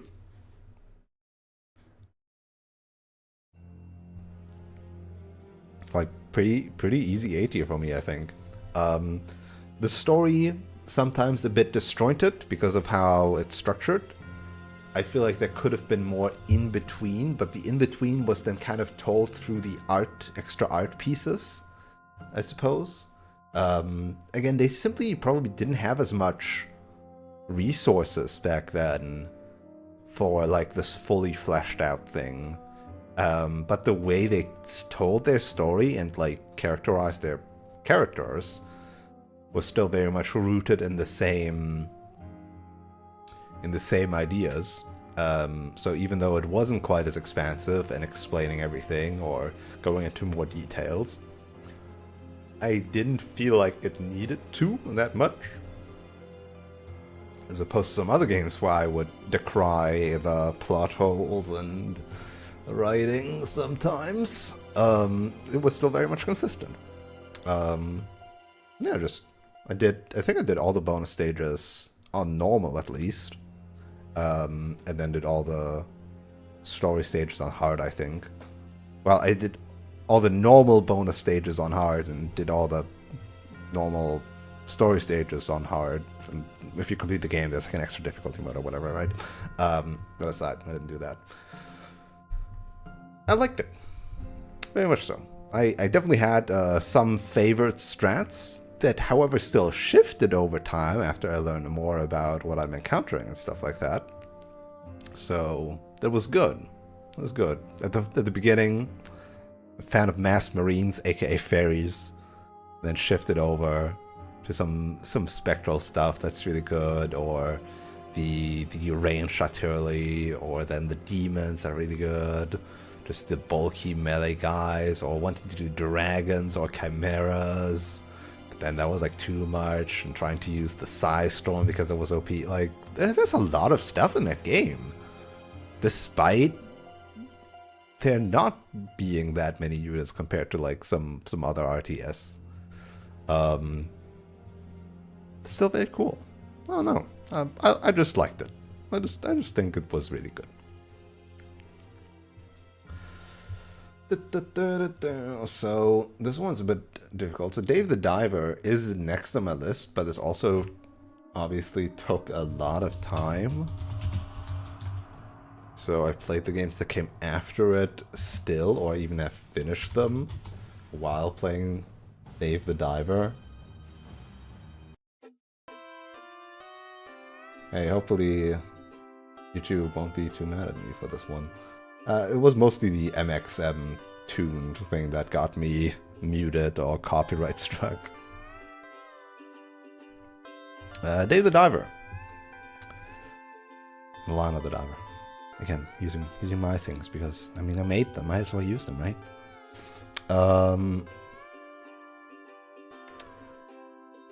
Dave the Diver always wanted to do something different. It had some core gameplays, yes.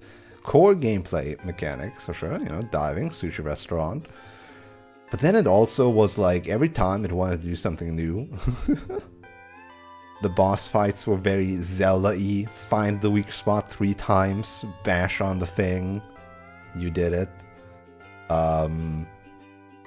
The catching fish, after a while, overstayed its welcome. The game knew that, and then introduced the fish market, not fish market, the fish farm, and then had all these other ingredients, and then there's the managing the business side that wasn't like too overly complicated, but like kind of fun, but also you didn't do it a lot because you spent a lot of time underwater, and then there was the main quest stuff and all the side quests in there.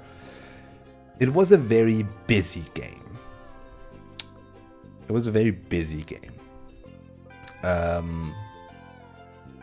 Which also meant, like, if you wouldn't have played this, like, if you play this all by yourself, like, not on stream, like I do, you can easily just, like, do a day and call it a day, right? Just, like, do a bit of fishing. Just, like, don't wear it out. You could very much do that over a very long period of time.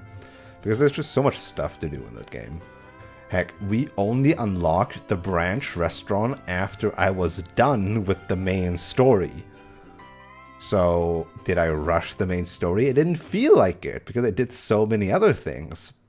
But I was very efficient with my time, which might have been bad in experiencing all the game has to offer.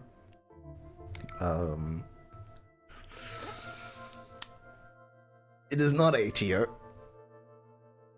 I enjoyed it, but like not to that extent, and I was getting several times I was like, I don't feel like doing Dave the Diver right now. It feels like a task to do.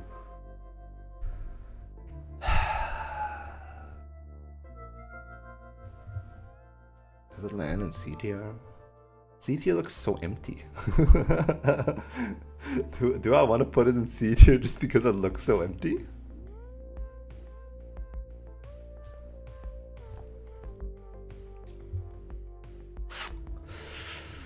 Between C and B. And here I was like saying, oh, B tier is gonna get really full, and then I put all these games in A tier. Like, oh, these are just good games.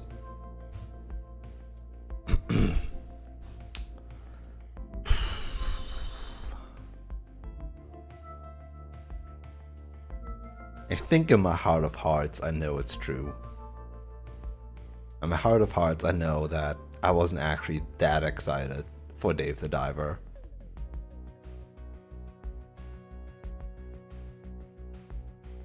Gameplay was not that deep. Right? Like, funny, actually, that's fucking hilarious. Yeah, there's like a lot of different gameplay segments, but they're all not that deep. They're all actually quite shallow. Huh. Ah, yeah, made the joke. Yeah, no, C tier seems right for it. C tier seems right for it. Good Balatro collab that got me interested potentially in Balatro, and then when it showed up, when it was talked about, I guess Game Awards do work, when it was talked about a lot during the Game Awards period, I did eventually grab Balatro, and I really like Balatro. Well, that's Dave the Diver. During that time, I also played finally another JRPG. It's been forever. On Hot Pepper Tuna, which is also a real song, by the way. Like, this is not made for the game. It is actually a real song. Hot Pepper Tuna. Tuna. Hot Pepper Tuna. Hot Pepper Tuna. Hot Pepper Tuna. I don't understand why it's that way, but Hot Pepper Tuna. Final Fantasy IX. I played this at the BS of friends who were like, I really like Final Fantasy IX. And I feel like, oh, I should play some older Final Fantasies. And 9 is just before 10, so it can't have aged that badly, right? Final Fantasy IX was still a PS1 game, I think? Which makes it even more surprising that Final Fantasy X is so high quality, like graphically, but it could also be mixing it up a bit with the HD remake that I've played a while ago, right? So maybe my memories of 10 are very nostalgia glass ridden, but definitely back then it was like, holy shit, a hand that looks like a hand. It has fingers. Coming from stuff like the N64 or the GameCube, where you play Zelda and the hands are stumps. Wait. Is this the credits music? Does this get me muted? This might be the credits music that gets me muted. Oops. Let's hope that was not the case. So anyway, Final Fantasy IX was not that good. It was still overall good, but I couldn't help comparing it all the time. And I did feel like certain story beats were very disjointed. Especially when it transitioned to like a new, like time skip type segment. It was just like suddenly it's a very different thing and not really explored properly. So we have Nolano Fantasy 9 here. Yippee.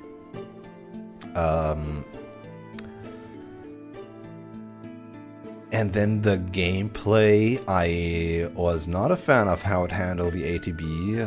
I don't know if I'm a fan of ATB in general, but like for Chrono Trigger, I didn't have a problem with it. Somehow I like the Chrono Trigger battle system way more than FF9's. I don't know. But comparing things to Chrono Trigger is probably also unfair because that's a goated game. Should I go back and make tier lists of previous years?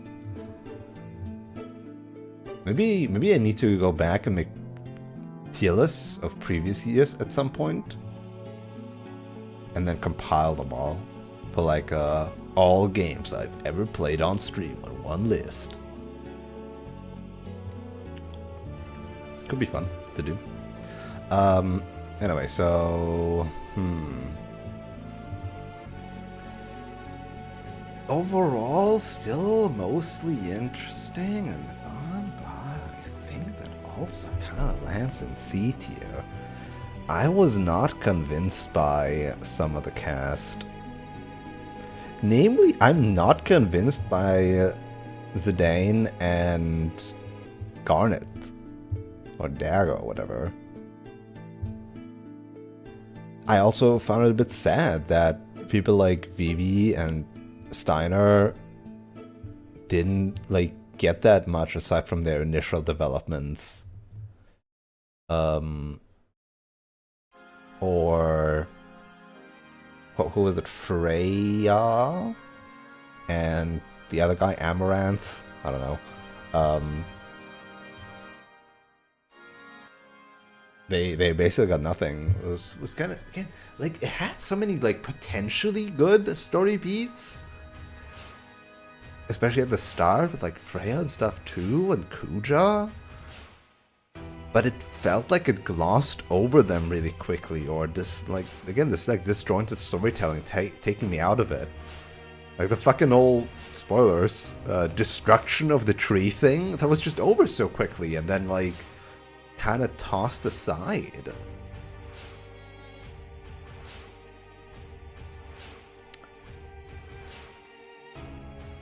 The queen bits too could have been. It really felt like I was missing something, like some segment of the game that was just completely cut out. Which, I mean, it might have. I don't know, like dev time might have been like, actually you should work on this bit next and not on that bit. That bit will cut out. I don't know. Also, the card game fucking sucked ass. It was stupid. Stupid card game. Still beat up all the super card game bosses in the final dungeon.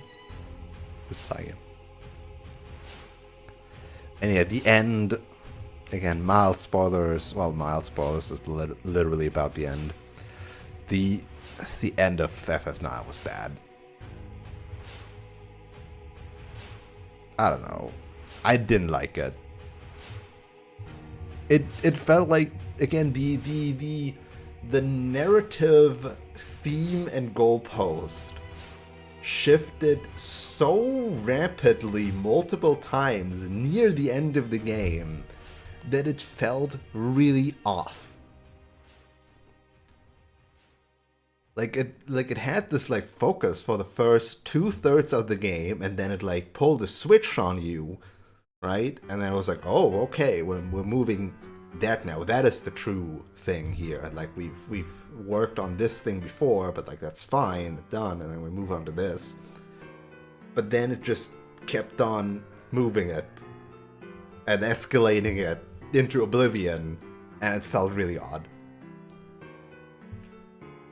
Should have read the Police and Start Disc 2 wanted the credits, if only. Damn. Very, very odd final couple hours of the game.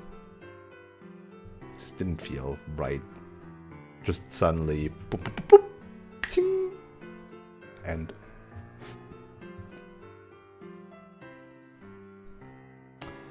that was enough time. Okay.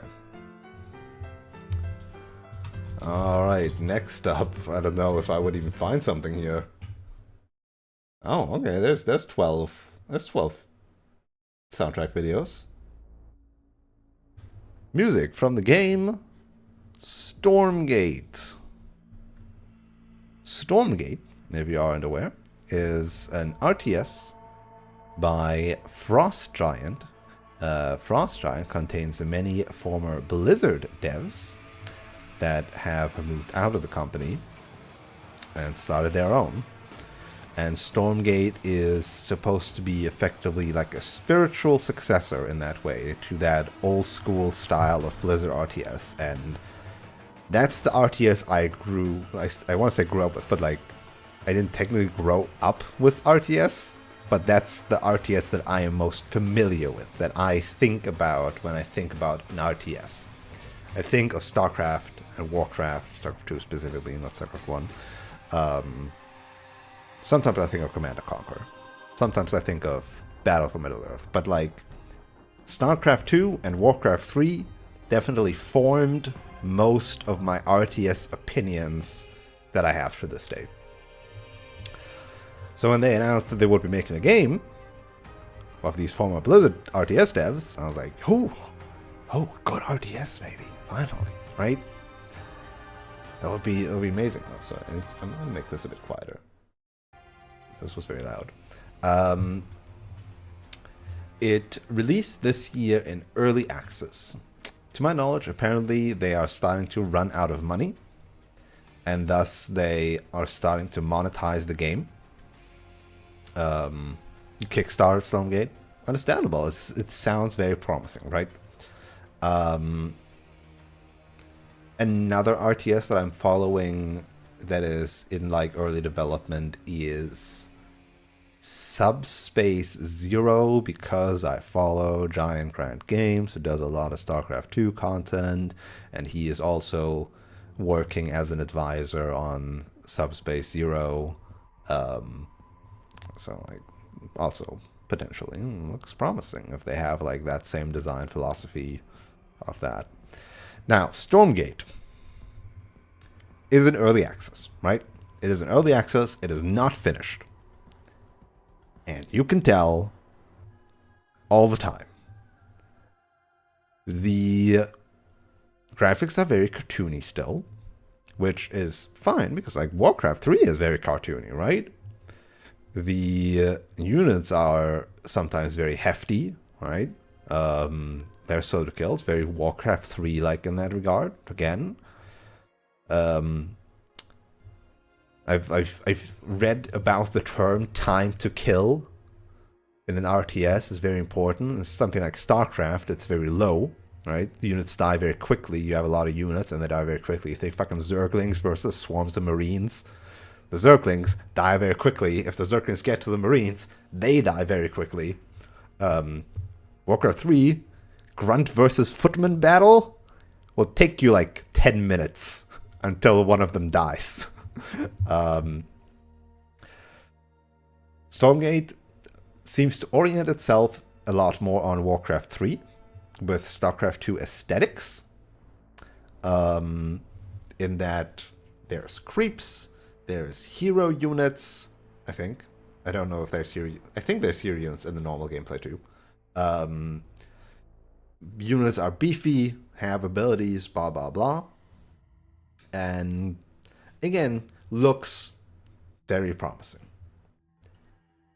But playing it as an early access title is why I made this F tier. When I played it, it was pretty garbage. It is so unfinished. It is so unfinished. It looks very clunky. Like some of the textures still look very bad. The character designs are not very exciting. The character writing is bad. The protagonist is the protagonist lady is so boring generic. I don't know what else to say about her because I lost my father like 10 years ago when the demons invaded. I'm now a badass warrior lady. It's just so... who cares? Now, again, this is the state of when I played the early access for like 2 to 3 hours. I have not gone in depth of like learning the factions or anything because it's early access, and I feel like if I wanted to learn something, I want it to be a finished product. So I don't want to get into it and learn about build orders or how this faction works in this regard and that regard, because the third faction isn't even like really finished at all, and it's like very basic Protoss style, I think, and the demons are very Zerg style. You can definitely tell the former Blizzard devs are wearing their inspirations on their sleeves as they announced. But everything is just so unfinished. It feels all very clunky still, not that exciting. Obviously, if you don't want to learn a game, you don't know what to do in the game, and thus I have no interest in the game anymore because there's just so many things that should still change, that need to still change. And I hope they can accomplish that before their money runs out. But I'll not give them the money for that. I hope people that have more money will give them the money for that. But we'll see. We'll see how that develops. Or if we'll experience an artifact situation, or I think Age of Empires 4 did also not like really take off, and everybody still plays Age of Empires 2 or something. Um, yeah, I hope they don't pull an artifact and like it releases. People want to play it, and it's like actually kind of interesting, but then there's like some core problems, maybe about monetization, maybe about other things, and they like try to rework it, and then it doesn't work out. Is all hope lost for the StarCraft IP? Probably yes. If there's the StarCraft 3, it's probably not going to be good. Like, story-wise, like, this is coming from somebody who was actually fine with the StarCraft 2 story development of, this is now an epic good versus evil, big badass heroes, god slaying thing type of deal. I'm mostly okay with it. It is really like jankily told though in the end. Like it's not as tight as Wings of Liberty is. Wings of Liberty is so good. Heart of the Swarm is okay. Legacy of the Void is okay.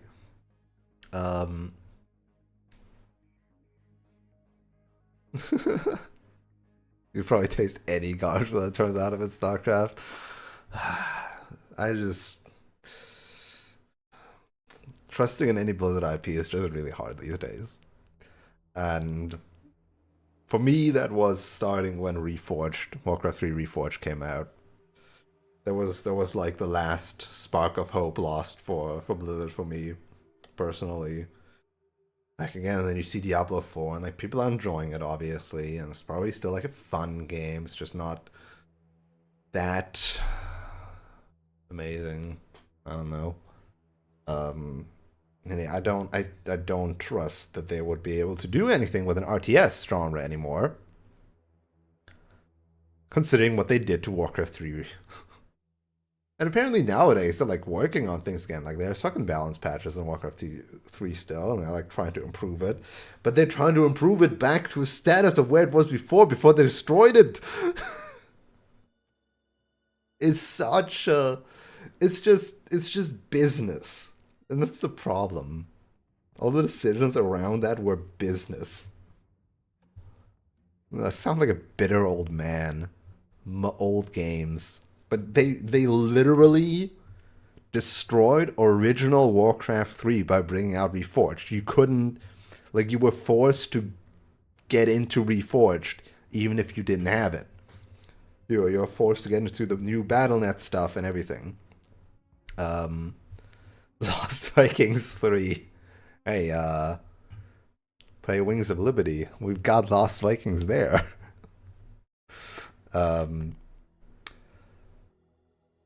But yeah, in terms of, I don't know, I wouldn't trust them with any development of StarCraft 3.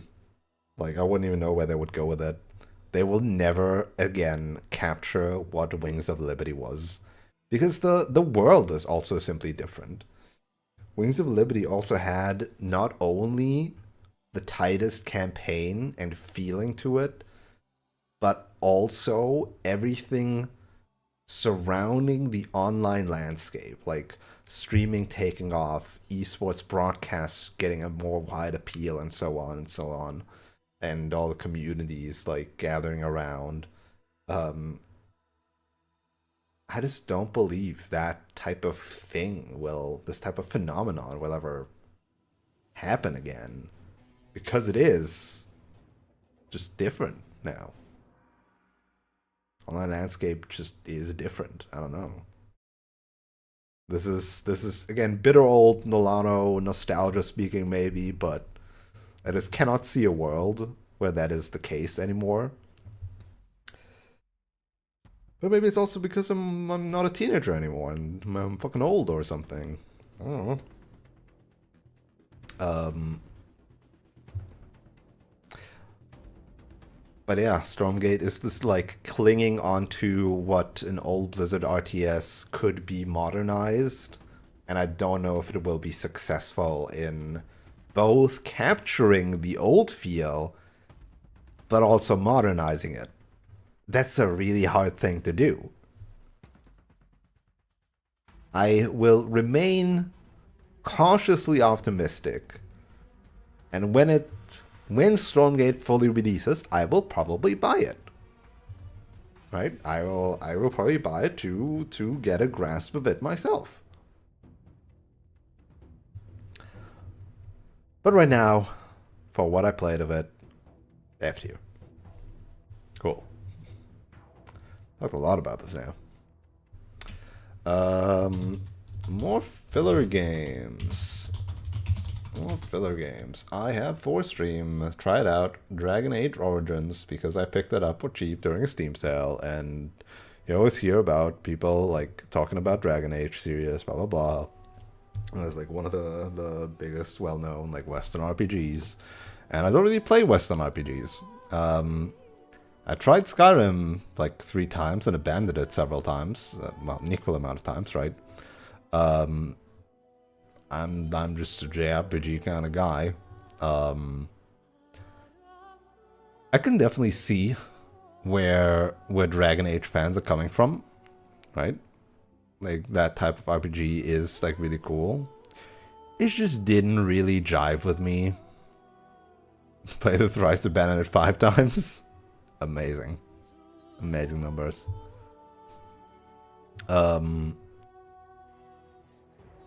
Yeah, it's just not really, the gameplay doesn't really get me in Dragon Age. So I don't know, COD. I played it once more after the stream. I like played a good bit of it. It was like interesting, but again, nothing I'm really like I got hooked on. Nothing I would say like, ooh, I gotta play more. I gotta get those abilities or get those the story bits and characters and decisions. And I'm just like, okay, sure, I can see it.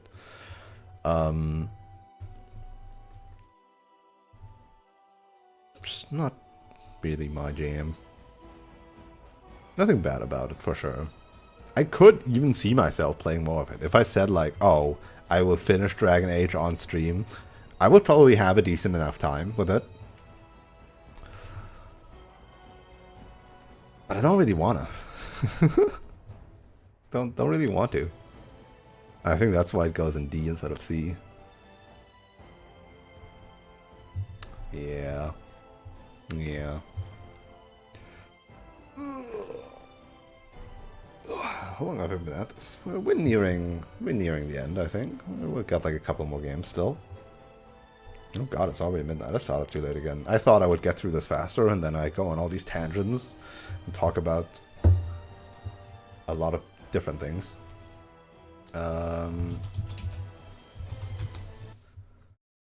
Beep beep bomb.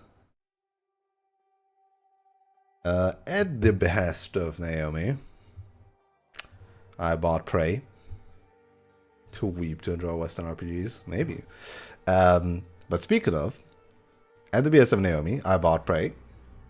And Prey is also like this like immersive Western sim. A genre which I don't really touch, right? Like I know there's like Deus Ex or well, Deus Ex is the one I know. Dune Sci-Fi Yuri, always gotta have the Dune Sci-Fi Yuri. Actually, yes, you know. Yeah, I didn't think like, oh, like okay, Naomi like enjoys this game a lot. I should give it a shot. It's probably all right. It was actually really good, I think. Like, this is another where I don't really have like many problems. Like, I'm not that good at shooting stuff. I didn't actually use half the game's abilities because I was like, no, I will be a human. I will not give in to the alien powers. And maybe I should have. Maybe like it would have been also fun. But being a human was pretty fun by itself. So, despite horror FPS kind of partly, really liked it. I liked it. Interesting story. Interesting possibilities of combat and Other gameplay mechanics. Some running around, maybe slightly annoying, but like not really. The station was pretty tight in total. In total, pretty tight. The guts can go gut themselves, though. No, it wasn't that bad, but anti-gravity territory with limited movement options is scary. Can't escape anywhere. Yeah, I mean, just listen to the OST. It's creepy stuff, man. Like, too much horror? No, it's good. It's good. I liked it. I liked it. Would I do multiple playthroughs? No. No, I'm a one playthrough kind of person. You'd find me hard pressed for most games to do multiple playthroughs.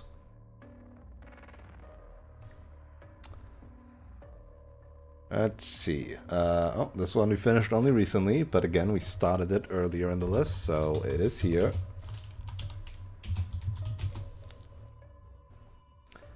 We've got Kingdom Come Deliverance. Nolano Come Deliverance. I don't know, just put my name in there.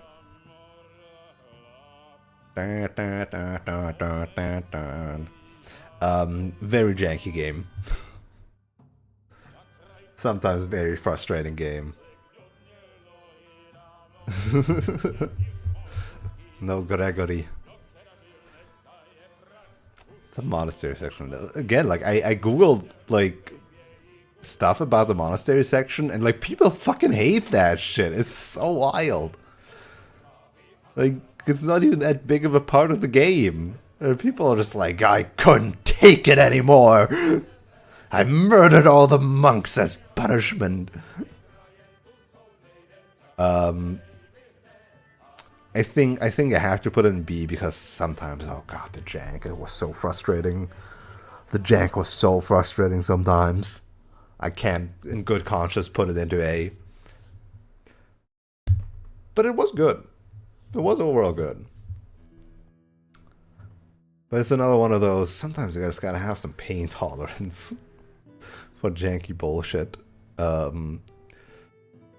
A lot of jank also simply comes from it actually being this like Euro trash indie charming game that is also sometimes quite buggy. Yeah. The fist fights were the funniest shit every time. It was so good. Or what are you doing here? I'm on a secret mission of the king. Oh, okay, move on. What are you doing here? Oh, I'm on a secret mission of the king. Oh, move on. Two fantastic things, right? Those two might have been the best thing about the game. At least the funniest. At least the funniest. It's just always the same excuse. I'm on a secret mission of the king. Ah, of course. Sorry. The fate of the entirety of Bohemia hangs in the balance. Ah, I'm sorry. Of course you can go into the wine cellar.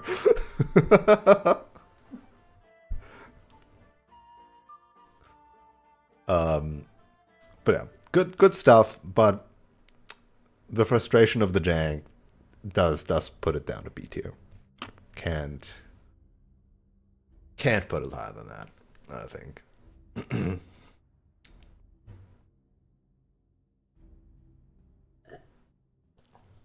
Now,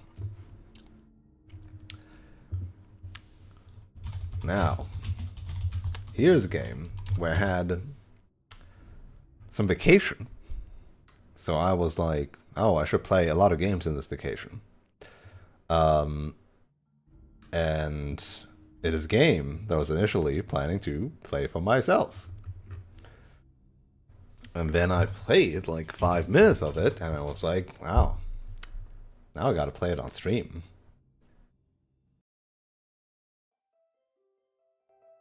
Because it is so beautifully charming. I could not withhold it from the stream. I was even thinking of like only doing one stream and then playing it off stream. No, in the end, I took a full week of that vacation where I wanted to play many things, and I played only Songs of Conquest every day as soon as I could because I really wanted to play that game. It's an S tier. Tunic was looking lonely. Holy shit, Songs of Conquest hit all the right buttons. If you don't know, Songs of Conquest is a strategy game in the vein of the old Heroes of Might and Magic games. And funny enough, when I played Heroes of Might and Magic 3 at like a friend's place, I didn't really get it. I just remember it being like kind of cool, but I was too young to really understand it and understand strategy and stuff. At some point, I played Heroes of Might and Magic 5 or 6. I don't know what the newest one there was, and I really liked that. But also, it was Ubisoft, and Ubisoft is kind of a trash pile heap. But I did think then, oh, like I like this genre a lot. I played through all the campaigns then, and Songs of Conquest just hit the nail on the head. I really like Songs of Conquest, from the story and presentation of it, the music of it, the gameplay, everything is just really good. I spent my fucking 8 hours in this giant map, and even if I don't need to, and like I put it in S tier, even though I'm like, oh, there's like really frustrating fights and stuff like that. Because it's like, that's very much a more part of it. Like, in a strategy game, I like fully accept that. Which is also why Fates didn't like get any minus points for like me restarting things or something like that. Because that feels, to me, personally, in strategy games, I'm way more okay with that kind of stuff. Like, that just is part of it. And again, I just wanted to play Songs of Conquest in every free minute I could. Like, even on days where I was like otherwise busy in the evening, I was like, no, I gotta play Songs of Conquest first, and then other people have to drag me away from it. It is that good. Which is why it's also in S tier as my Game of the Year contender. But it also didn't tickle me the same way as my other previous year's Game of the Years were. It never clicked that part of my brain that was like, this is it. This is my Game of the Year.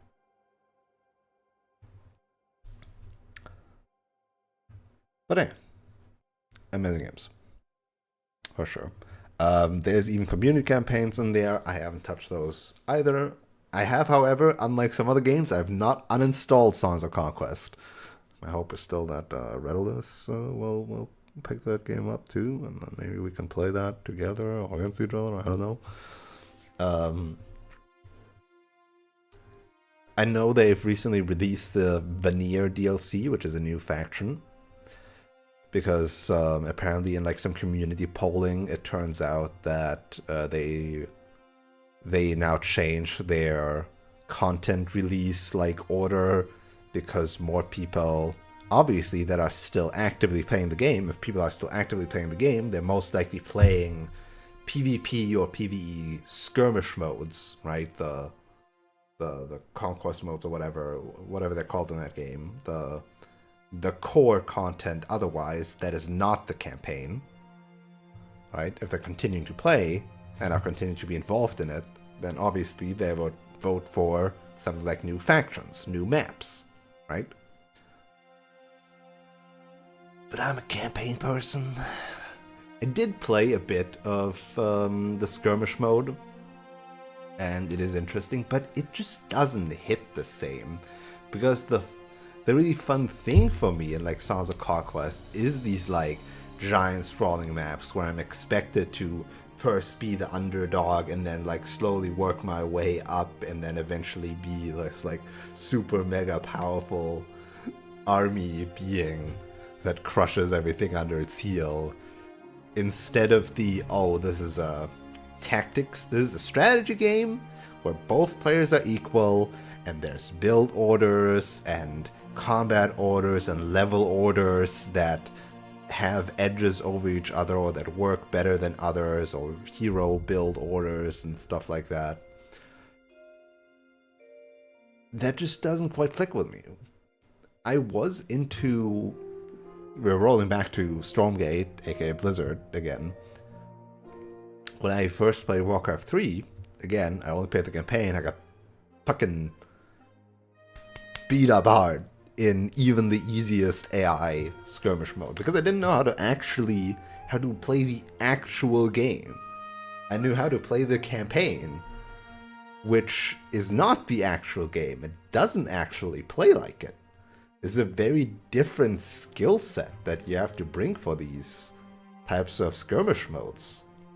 Again, there's effectively, just like in Warcraft 3 and Song of Conquest, build order, hero level up order, creep order, right? How you take fights and stuff like that. What I found for me to be a problem in Sons of Conquest is that it is a turn-based RTS in which a battle is a separate thing that gets finished in one bit. So you can't retreat from creeping, for example. You can't be like, oh, actually, this camp is too hard for me. Let's just pull my units back and do something else. They just lost a bit of time. No, if you fuck up something like build and creep order in Sons of Conquest, you're in a skirmish mode, you just got it boned.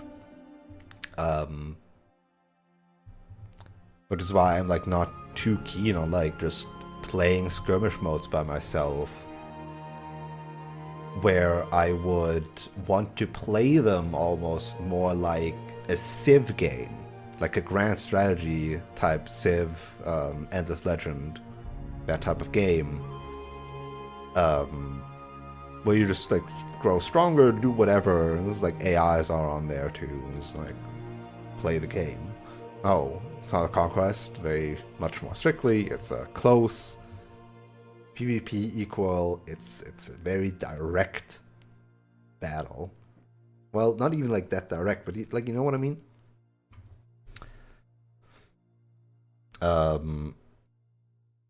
Much more direct contest of resources and building up an army.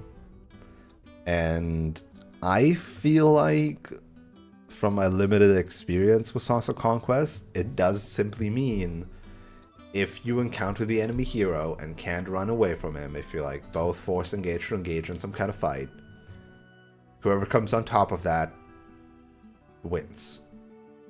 Like, period. Because if it's your main armies clashing against each other, the defender's advantage is not that big if it's obvious that one hero wins, not simply with only one unit or something, but like everything builds up from both sides, the creeping, the building, the creeping, the building, to eventually take one engagement and come out on top. And if you do that, you basically won the match, and it's just a formality of like cleaning everything else up.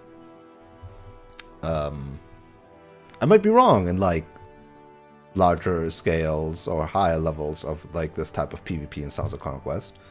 I'm not that familiar with it, I will say. But that's what it felt like to me, and that's why it just didn't click with me for casually playing it by myself in the skirmish mode. I could see myself casually playing campaign modes, but not skirmish modes or challenge modes. It's just not what clicks with me in this type of game. I like this, the build up until I eventually get overpowered in this type of game, which is also the 4X thing. Yeah, you don't really play them. You found a couple of them in your library. Like what, for example? Obviously, Civ is universally acclaimed, right? Civ 5 is probably like one of the more popular ones. Civ 6 is decent. All the Civs, basically, however, need all the add-ons, all the DLC to really be all that good. A game I can heartily recommend that is similar, and me personally, it like scratches that itch way better. Endless Legend. If you like sci-fi, Endless Space 2. You have Endless Space 2. If you like sci-fi, Endless Space 2 is a really good 4X game. It is quite complicated. For me, like, quite different than the classic hexagon, like, build-up of, like, a Civ or Endless Legend map land. But Space 4X, it's really good. It's really good. The battles are weird in that game. Battles in Endless Space 2 are weird. I'm not really too warm with them. Stellaris, also very popular. Yep, also very popular. For sure. I'm biased towards Amplitude Studios, aka the Endless developers, because they have a really player-friendly mentality. If you're playing multiplayer Endless games, or like Amplitude games, Amplitude Studios games, only the host needs any DLC if they want to play with DLC. And if they do, that game has the DLC, even if you're playing with people who don't have that DLC. Stuff like Civ, it doesn't do that. I don't know if Stellaris does it. I don't think so, but I don't know if Stellaris even is like more geared towards multiplayer. But it is Amplitude Studios, the Endless games are very multiplayer friendly, very player friendly. And I really appreciate that. That just gets like bonus points in the marketing department for me. Like I mooched off a lot of DLC stuff effectively of my friend, where she like just sets up a map and then with the DLC, and then I save the map and then I play it by myself and the DLC is still activated. And then I bought all the DLC anyway because it's cool. It's good DLC. Yeah. I should get back to playing that at some point, dude.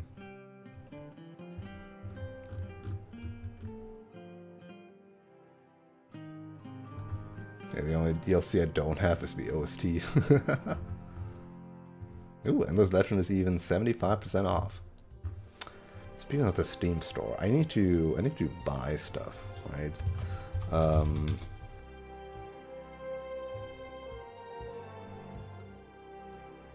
Yeah, we got the... Wait, what the... Oh, shit! Speaking of I need to buy stuff, apparently I do need to buy stuff.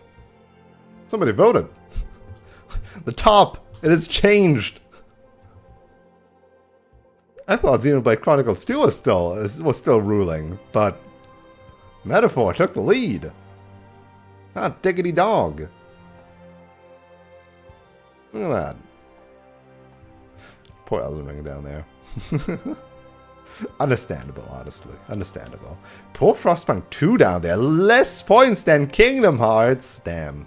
Now that one hurts. This one hurts. This one hurts seeing.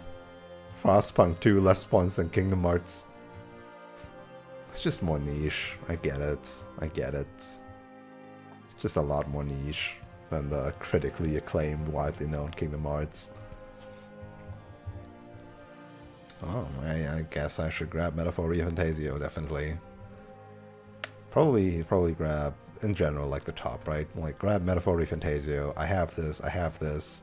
Grab Nine Souls, I have this. And then I'll think about if I want to grab Animal Well already. Because again, this is just mostly guidance still, and, I mean, that's 1, 2, 3 JRPGs, 1 strategy RPG, 1 Souls-like, 1 big Metroidvania probably, right? effectively also a JRPG. Gotta be something, all right. Anyway, the list continues. Wait, where was I? Song of the Conquest. I'll actually skip this one because we finished Indivisible last. So I'll just pick up Unsorted Horror, which is the horror, like a little horror game collection that we did on Halloween. It was okay. It was okay. Very much just, it's okay. I'm just not a horror game fan. There probably is like some interesting stuff. Like thematically is like good. It's like not a jump scare focused thing. But also it's very little game. It's free.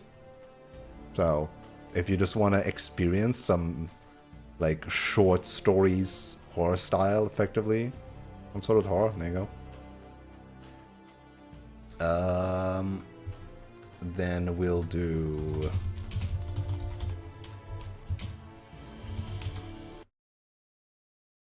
we did sadly only one stream of that so far. I do want to play more with Redulus. The Age of Redulano. No, the Age of Mythology Retold. We did a little race for that. I have lost. Very, very much lost. Because I played two missions on high difficulty, refusing to switch to a lower difficulty than the one that we actually agreed on. Like we agreed to play on normal, and then I just played on hard anyway. And two missions just kicked my ass and took me way longer, and then I switched to normal and started catching up, but by then it was too late. I love Age of Mythology. And Retold is very cute. Very, very nice graphics. The changes are very well done. Like hotkey wise, like some a bit weird still because of the old UI layout of how the hotkeys like are positioned. So a grid hotkey works for the most part, but not everything, because it's like 4 rows instead of 3. Makes it a bit weird sometimes.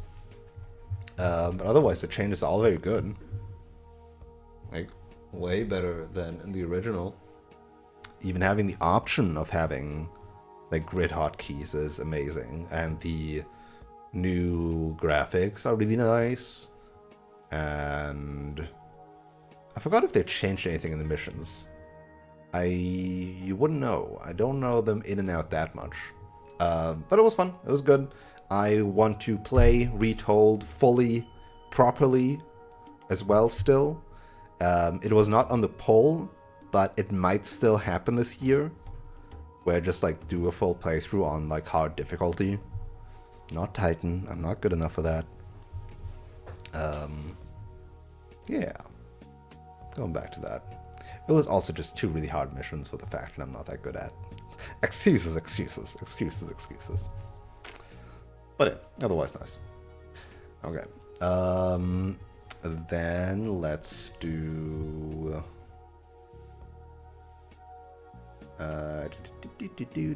sure.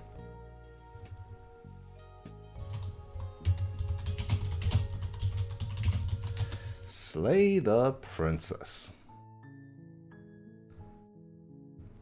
This is gonna be hard. Slay the Princess, I was very much aware of in advance already. I've seen some bits and bobs, but I've not played it myself before the first stream. It is purely a visual novel, right? Visual novel with many, many choices. I do miss myself some visual novels. The voice acting is impeccable. The OST is wonderful. The art is gorgeous. The story is fascinating.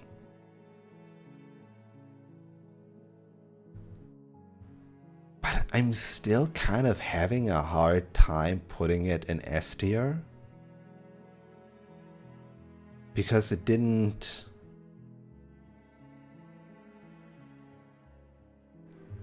It sounds mean, but it is just a VN, so to speak.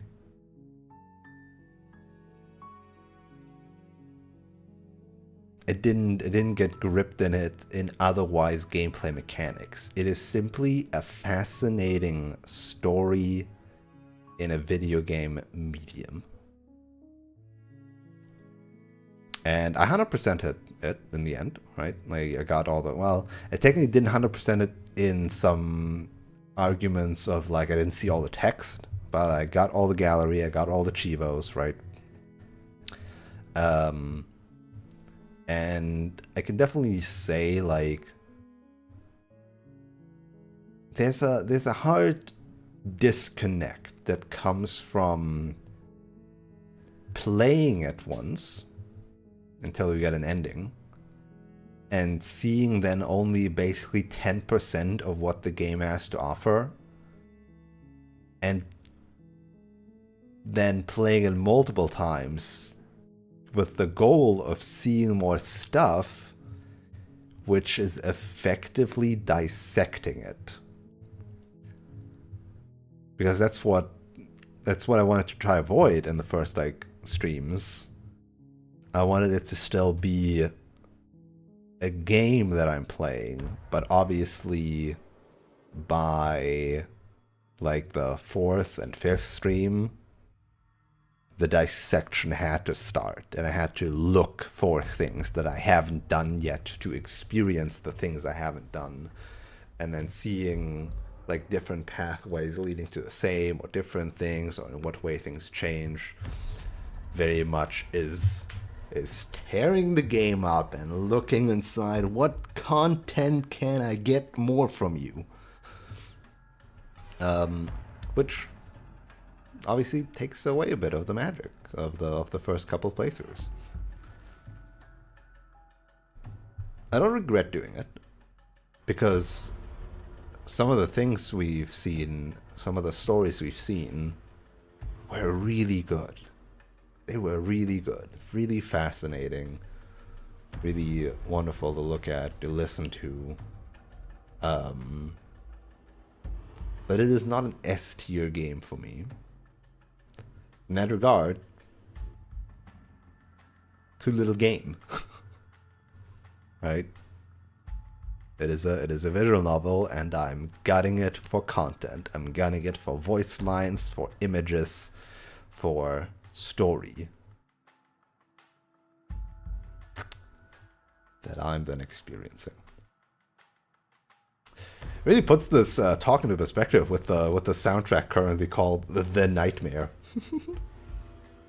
Oh no, wait, this is not The Nightmare. This is I'm So Much More Than You, The Beast.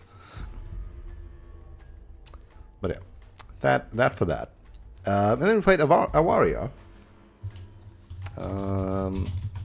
which is the game by the Helltaker dev, Van Ripper, again with an OST by Midseas, and it's really good.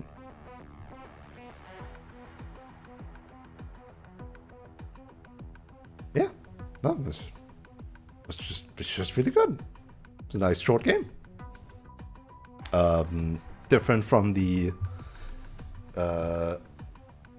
like block pushing puzzles of Helltaker. It's a very different kind of game, much more active. But I had a lot of fun with it, and I'm definitely glad I did the high difficulty hardcore variant, because even that like fit in a stream and was very intense and cool and felt very satisfying. Oh, sorry. It's definitely a game that is still very satisfying to play. Helltaker, when you sit there and you solve a puzzle, and when you solve the puzzle, you're like, aha, I solved the puzzle. But obviously Awaria, very intense all throughout the gameplay, and it's cool. It's cool. It's very success. What do you call this in English? Hold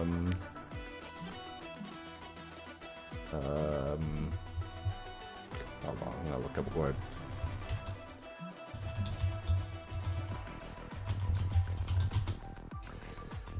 A sense of achievement. Okay, I guess that is what that would mean. Very much gave me a sense of achievement playing through that on hard. Very fun, for sure.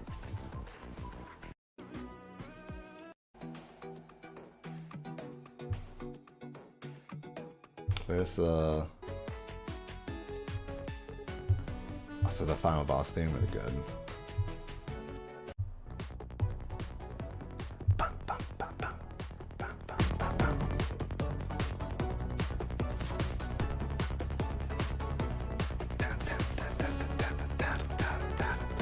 I can't make this like any bigger now.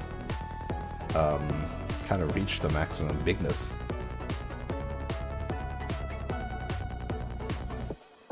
We've started the third line.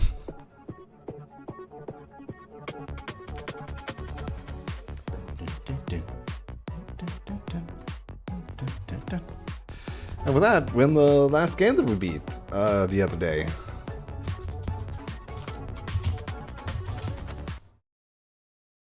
Indivisible.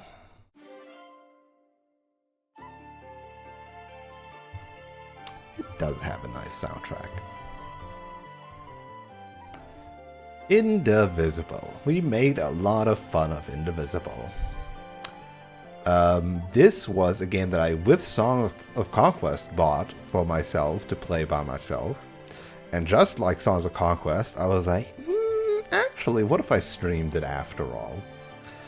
So I did. And then I didn't touch it for a month. Ooh.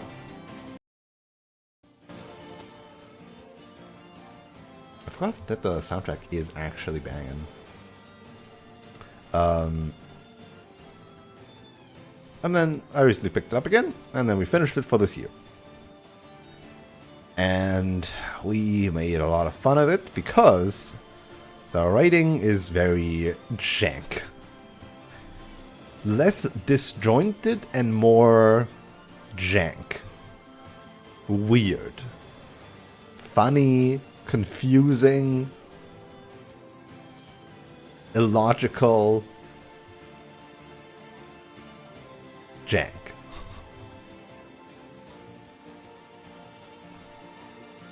The best example, again, I think, is the midway point of the game, where the writing was questionable of the main character and like the characterization and stuff like that, because it like didn't make any sense of the interactions, to the point I was wondering, like, oh man, this is really bad. Until it turned out that was done so on purpose, and the protagonist was shown the folly of their ways, like, oh, you acted really stupid back there. But I bought it. Right? I bought it. I bought that the game would legitimately try to sell me that as the correct thing of her being stupid. So...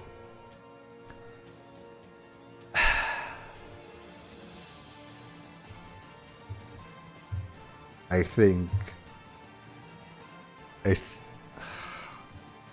between C and D for me. If I'm looking at the games at C and if I'm looking at the games at D, I would probably put Indivisible in between. I would probably put it in between. But we've made such nice tiers now, and we have something in every tier. And it's a classic S, A, B, C, D, E, F. So is it C or is it D?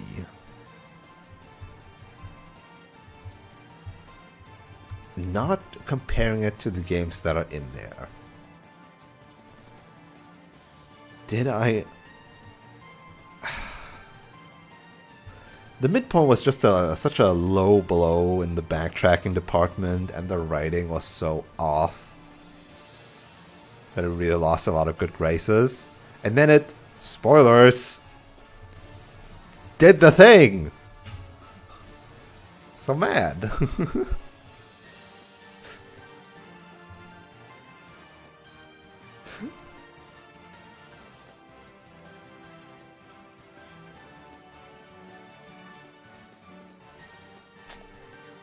And like, that is fine, but then the writing didn't pick up on it somehow.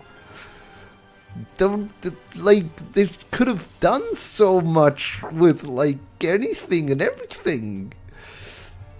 And then they didn't. They just felt really weird. And it was like, is the rushed endgame job? Sure feels like it. Like this kind of indie dev that runs out in the end, just like Kingdom Come Deliverance, just has to fucking go for it.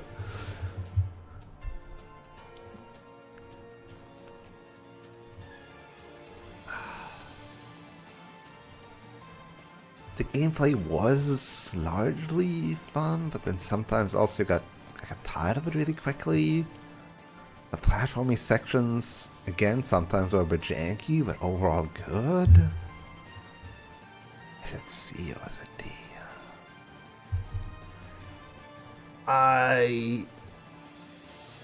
I'm a generally positive person, so I'll put it in C.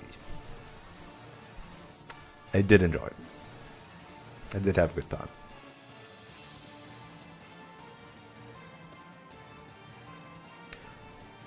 And that's all, folks. That's the tier list. Because we can't see it fully, let's zoom out a bit. There we go. There we go. You can screen cap that right here. Oh no, now you see the cogs on the side. Ah. Ugh. I think that is indeed summary of 2024. Have I misjudged any of these? No, my opinion is perfect.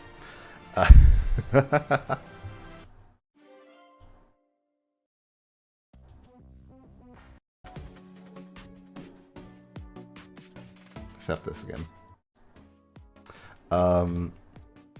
Obviously, again, this just reflects my stuff, my opinions. And now, the last thing remaining.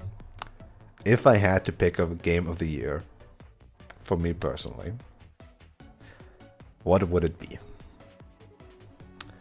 What would be S+, so to speak? I think the answer is none of them are really S+. But if I had to pick a game of the year that was one better than the other,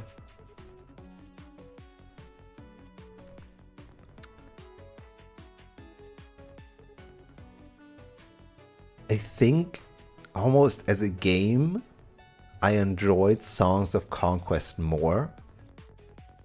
But as an experience, as a unique thing, Tunic is just supreme. So I think for me, Game of the Year 2024 that I played, 2024 obviously, would be Tunic. I think Tunic's got this in the bag.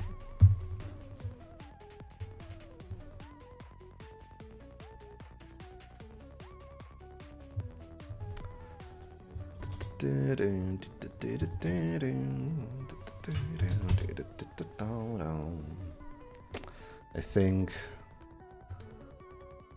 think that will get it. Yeah. Okay. That's basically it. I didn't really plan much else. I guess I will now once again remind you to vote on the big game poll. And once again, the bot was like, "Oh, let's do it again, huh?" Anything could still change. And again, this is not a strict like, "Oh, I will do this from top to bottom," because obviously doing 2 JRPGs in a row might be too much, or 2 JRPGs at once might be too much. Might do something else too, you know. Now compare 2024, never speak of it again. No, what are you talking about? I'm not that type of person. All previous years were precious. I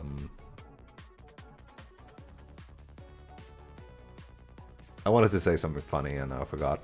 No, I should like buy Metaphor Refantasio for sure. Let's see, how expensive is that? Metaphor Refantasio. Oh, God. 250. It's quote unquote only 25% off. It's also only like 3 months, 2 months old. Yeah. Ew, of course it has like 1 billion DLC, huh? Atlas 35th Digital Anniversary Edition upgrade. Has probably outfits for everything, doesn't it? Yasugami High School Uniform, Battle BGM and Battle Jingle. Gekkoukan High School Uniform, Battle BGM and Battle... They will simply do this for every further JRPG they make. They will simply grab all of their other JRPGs before that. Outfits, music. That's $5, please. And every time it's gonna grow bigger and bigger. Every RPG, every JRPG they're releasing is gonna have a new one of that. Hell, any other game they're releasing, they could do the same thing. I don't think Metaphor will get a bigger discount. 25% for a new DBD's game, especially considering it's Atlas Sega, right? Like, that's probably already pretty big. Etrian Odyssey class costumes! No, you can't bait me with my favorite game series. I don't know. No, is it my favorite game series? Not sure. I love Etrian Odyssey though. Wait, is Etrian Odyssey 3 even on this list? I think it's not. But I wanted to play it this year too. I'm still meaning to go and do like JRPG post-game session where I do stuff like I want to do Octopath post-game, I want to do Etrian post-game. What other post-game am I missing? Yeah, but that's also a remake. Like, sure, it's a new remake, but it's not a remake.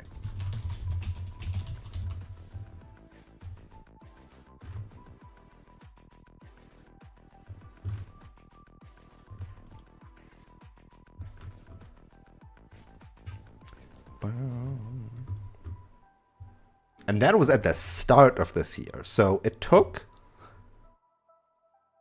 10 months for it to go on a 40% sale of a remake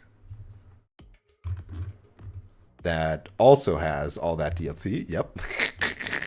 Again, every game they're releasing, they can just be like, oh, let's just get DLC stuff here, right? Like,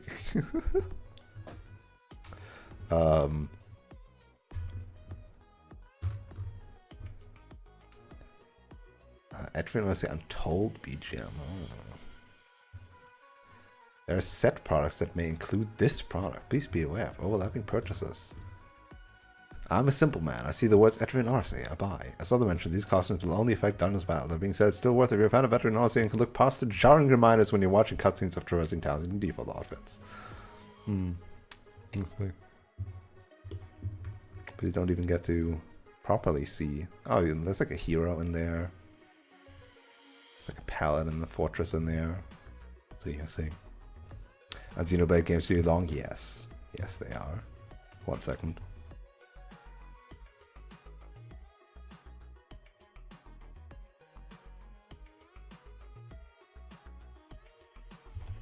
Yes, they are really long.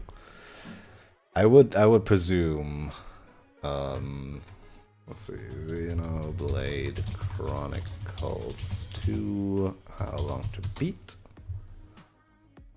How long to beat says 100 hours. 100 hours for main and sides. So let's say like 120 to 150 hours for me.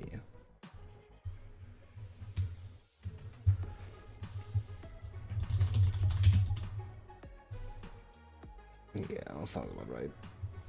But also Metaphor will take me forever. If it's roughly the same length as a Persona game. Yeah.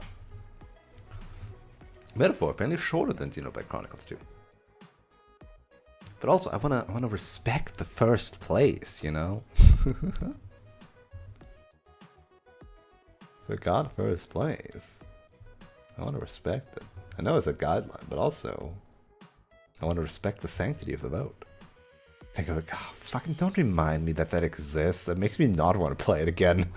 Oh no. Such bullshit. Ay, ay, ay.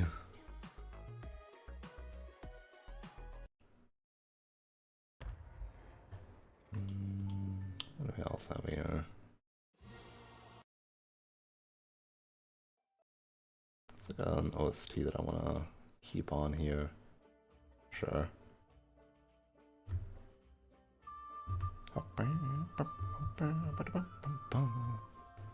Oh yeah, Kingdom Come Deliverance OST by the way right now. YouTube. Copyright audio detection on one of the Kingdom Come Deliverance VODs. On YouTube, I don't have the pre or post music of the stream, only the game. And if I'm usually like break stuff, it's either also only game music, or sometimes I play the Lies of Peace record, which don't trigger any audio copyright thing. There is an audio I've disputed it, but there's a claim that blocks it. That blocks one of the VODs of Kingdom Come Deliverance in one country, Russia, because it thinks where do I have it? Where is it?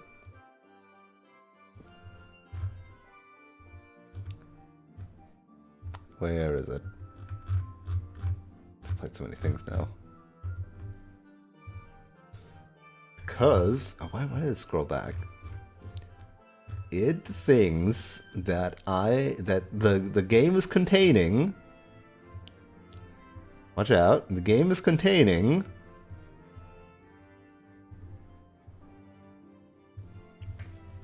Michael Jackson.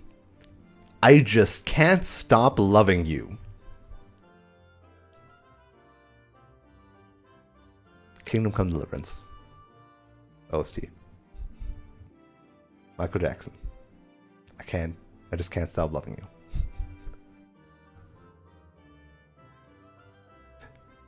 The funniest thing about like the whole like YouTube and Twitch like audio dispute thing, you cannot submit a dispute that says you flagged wrong. This audio isn't contained in here. There is no such dispute you can put in. Because, naturally, their system is infallible.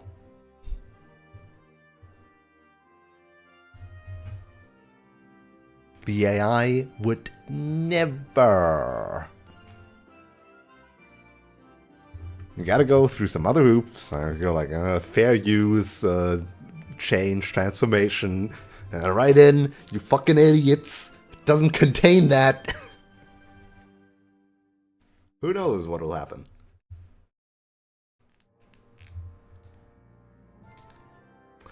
Yeah.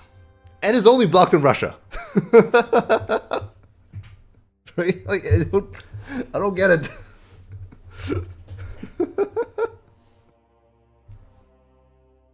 Don't understand. Okay, Metaphor Refantasio. Metaphor Refantasio. Right on. And hey, if there's any other votes, could still change. The Unicorn Overlord is still within 20-point range of Metaphor. Like the top 5 is still within range of rapidly changing anytime.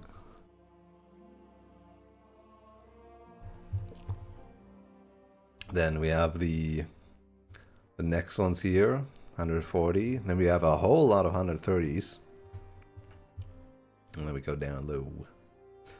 Then 61. Didn't consistently get to the bottom rankings, but altogether, very much so. What else do we have here? So, if I want to do 2 games per week again, One Friday game, one Saturday, Sunday game. Saturday, Sunday, 2 streams is definitely going to be like the JRPG, right? But at the same time, I want something relaxing on Friday, so... I don't know, 9 Souls or another Crab's Treasure or Annabelle or The Messenger would be all that relaxing. Maybe I'll just bang on through, right? Just play one game 3 times a week and bang on through. Depending on how deep involved I get into it, I guess.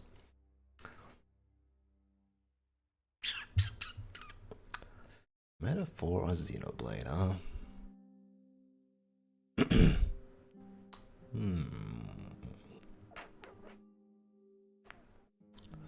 I feel like after beating one of those, I will definitely do like 9 Souls or Unicorn Overlord, and then do another JRPG.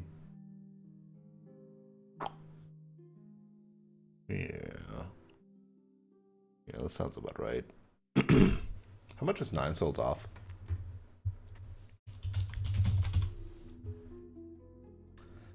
€20, 30% off.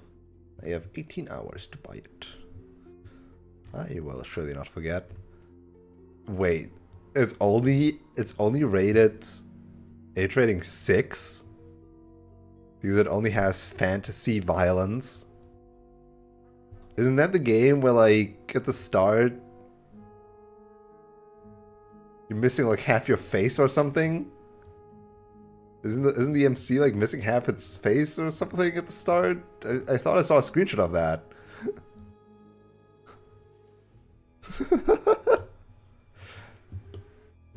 Thanks, Strumman age rating. Something Balatro 18 years plus. Yippee!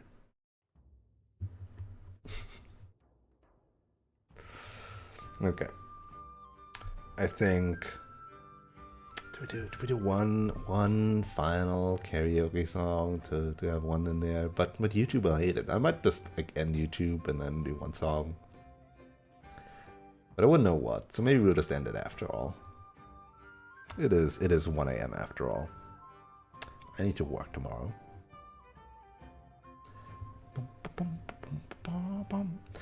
I'll do a karaoke stream one of these days again.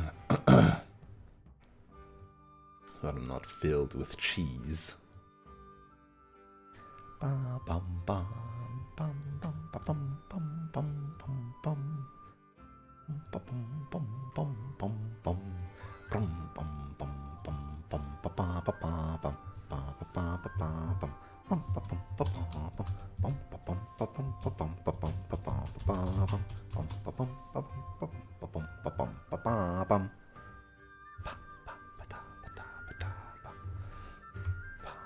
Maybe we'll do another one of those, and then I rank my 2024, 2023, 2022.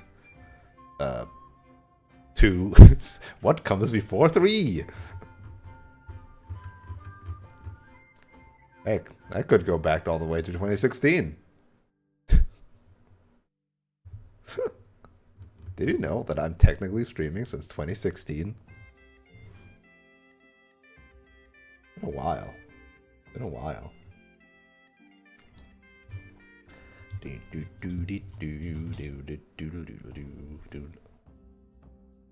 I like the town songs of Kingdom Come Deliverance.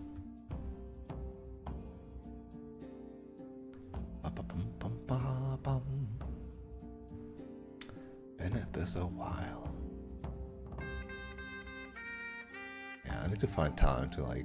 I want to do Wildermyth again too. Or Age of Pathology with Redolus. I just like hanging out with people. No time for anything. Alright. Technically, it is not even New Year's for me anymore.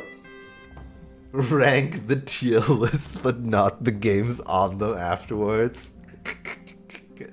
Yes, my opinion of 2025 truly is not that great, huh? Oh, that tier list belongs in the gutter, actually. Now the 2024 tier list. Now that was a tier list, alright. S tier.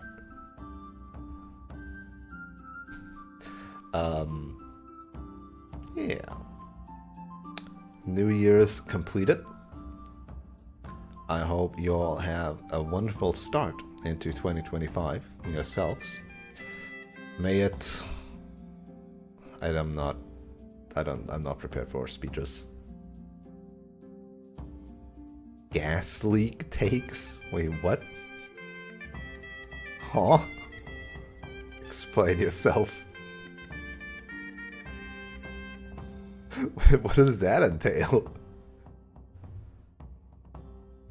What does a gas leak take? Am I missing something?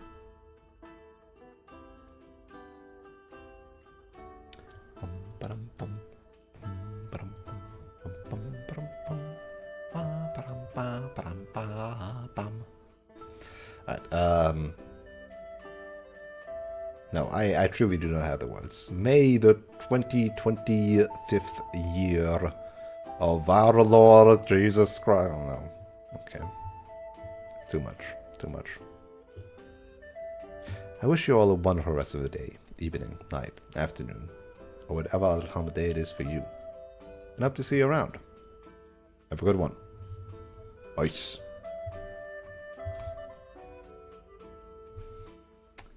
Going crazy. Oh, I see. I did not know. We'll be back on Friday with, well, if the vote doesn't change, probably Metaphor Refantasio. Or if I somehow don't feel like buying it after all, which I will decide in hopefully the next hour. Xenoblade? Probably Metaphor Refantasio. I'm getting warm to that idea. Yeah. Alright, peace.